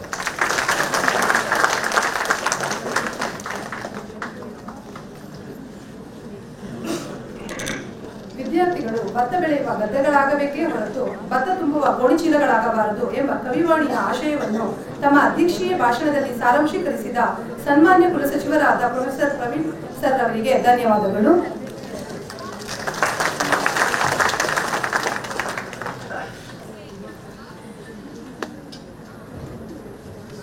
ವಿದ್ಯೆಯ ಲೋಕದಲ್ಲಿ ಧನಿಕನಾಗಲು ಅಡ್ಡದಾರಿಗಳಿಲ್ಲ. ಒಮ್ಮೆ ವಿದ್ಯೆ ಕಲಿತರೆ ಅದು ಯಾವಾಗಲೂ ಜೊತೆಯಲ್ಲೇ ಇರಿಸಿಕೊಳ್ಳುವ ಹಣವೇ ಹೊರತು ಕಾಳಧನವಲ್ಲ ಎಂಬುದು ಕವಿಯ ಕಿವಿಮಾತು. ಈ ಕಾರ್ಯಕ್ರಮದ ಅಂತಿಮ ಹಂತಕ್ಕೆ ಬಂದಿದ್ದೇವೆ. ಕಾರ್ಯಕ್ರಮದ ಯಶಸ್ವಿಗೆ ಕಾರಣರಾದ ಎಲ್ಲರಿಗೂ ವಂದನೆಗಳನ್ನು ತಿಳಿಸಲಿದ್ದಾರೆ ಡಾಕ್ಟರ್ ಅವರೇಕಾಡು ವಿಜಯಕುಮಾರ್, ಸಂಯೋಜನಾಧಿಕಾರಿ, ಭಾಷಾಂತರ ಮತ್ತು ವಿದೇಶಿ ಭಾಷಾ ಅಧ್ಯಯನ ವಿಭಾಗ, ಕರ್ನಾಟಕ ರಾಜ್ಯ ಮುಕ್ತ ವಿಶ್ವವಿದ್ಯಾನಿಲಯ, ಮೈಸೂರು. ಎಲ್ಲರಿಗೂ ನಮಸ್ಕಾರ. ಕುವೆಂಪು ಸಂಶೋಧನಾ ಮತ್ತು ವಿಸ್ತರಣಾ ಕೇಂದ್ರದ ವತಿಯಿಂದ ಪ್ರತಿ ವರ್ಷದಂತೆ ಈ ವರ್ಷ ಕೂಡ ಕುವೆಂಪು ಅವರ ಜನ್ಮದಿನಾಚರಣೆಯ ಈ ಒಂದು ಆಚರಣೆಯ ಸಂದರ್ಭದಲ್ಲಿ ವಿಶೇಷವಾಗಿ ರಾಮಾಯಣ ದರ್ಶನ್ ಮಹಾಕಾವ್ಯದ ಒಂದು ಗಮಕ ವ್ಯಾಖ್ಯಾನವನ್ನ ಆಯೋಜನೆ ಮಾಡಲಾಗಿತ್ತು. ತಾವೆಲ್ಲರೂ ಇದರ ಸಭೆಯನ್ನ ಉಂಡಿದ್ದೀರಾ ಅಂತ ಈಗ ನಮ್ಮ ಗಂತವ್ಯ ಕುಲಸಚಿವರು ತಿಳಿಸಿದ್ದಾರೆ. ಈ ಒಂದು ವಿಶೇಷ ಕಾರ್ಯಕ್ರಮದಲ್ಲಿ ಶಾಸ್ತ್ರೋತ್ತರವಾಗಿ ಪ್ರಾರ್ಥನೆಯನ್ನ ನೆರವೇರಿಸಿದಂತ ನಾಡಿನ ಸುಪ್ರಸಿದ್ಧ ಗಾಯಕರಾದಂಥ ಅಮ್ಮ ರಾಮಚಂದ್ರ ತಂಡದವರಿಗೆ ವಿಶೇಷವಾದ ಪ್ರೀತಿಪೂರ್ವಕ ಧನ್ಯವಾದಗಳನ್ನು ತಿಳಿಸ್ತೇನೆ. ಅದೇ ರೀತಿ ಈ ಕಾರ್ಯಕ್ರಮವನ್ನು ಅಚ್ಚುಕಟ್ಟಾಗಿ ಆಯೋಜನೆ ಮಾಡಿ ಪ್ರಾಸ್ತಾವಿಕ ನುಡಿಗಳನ್ನಾಡಿ ಕಾರ್ಯಕ್ರಮಕ್ಕೆ ಶೋಭೆ ತಂದಂತ ಪ್ರೊಫೆಸರ್ ಎನ್ ಆರ್ ಚಂದ್ರೇಗೌಡರಿಗೆ, ಸಂಯೋಜಕರು, ಕುವೆಂಪು ಅಧ್ಯಯನ ಪೀಠ ಇವರಿಗೂ ಕೂಡ ವಿಶೇಷವಾದ ಪ್ರೀತಿಪೂರ್ವಕ ಧನ್ಯವಾದಗಳನ್ನು ತಿಳಿಸ್ತೇನೆ. ಅದೇ ರೀತಿ ಈ ಕಾರ್ಯಕ್ರಮವನ್ನು ಉದ್ಘಾಟನೆ ಮಾಡಲು ಬಂದಂತ ಗಣತವ್ಯ ಕುಲಪತಿಯವರಾದಂಥ ಡಾಕ್ಟರ್ ಎನ್ ಕೆ ಲೋಕನಾಥ್ ಅವರಿಗೂ ಕೂಡ ಅವರು ತುರ್ತು ಕೆಲಸದ ನಿಮಿತ್ತ ಹೊರಗಡೆ ಹೋಗಿದ್ದಾರೆ. ಅವರಿಗೂ ಕೂಡ ಈ ಒಂದು ತುಂಬಿದ ಸಭೆಯಲ್ಲಿ ಪ್ರೀತಿಪೂರ್ವಕ ಧನ್ಯವಾದಗಳನ್ನು ತಿಳಿಸ್ತೇನೆ. ಅದೇ ರೀತಿ ಈ ಒಂದು ಕಾರ್ಯಕ್ರಮಕ್ಕೆ ಅಧ್ಯಕ್ಷತೆಯನ್ನು ವಹಿಸಿ ಅಧ್ಯಕ್ಷರ ನುಡಿಯನ್ನು ಆಡಿ ಕಾರ್ಯಕ್ರಮ ಜ್ಯೋತಿ ಬೆಳಗುವ ಮೂಲಕ ವಿದ್ಯುಕ್ತವಾಗಿ ಚಾಲನೆಯನ್ನು ನೀಡಿದಂಥ ನಮ್ಮ ವಿಶ್ವವಿದ್ಯಾಲಯದ ಗಣತವ್ಯ ಕುಲಪತಿಯವರು ಕೂಡ ವಿಶೇಷವಾದ ಧನ್ಯವಾದಗಳನ್ನು ತಿಳಿಸ್ತೇನೆ.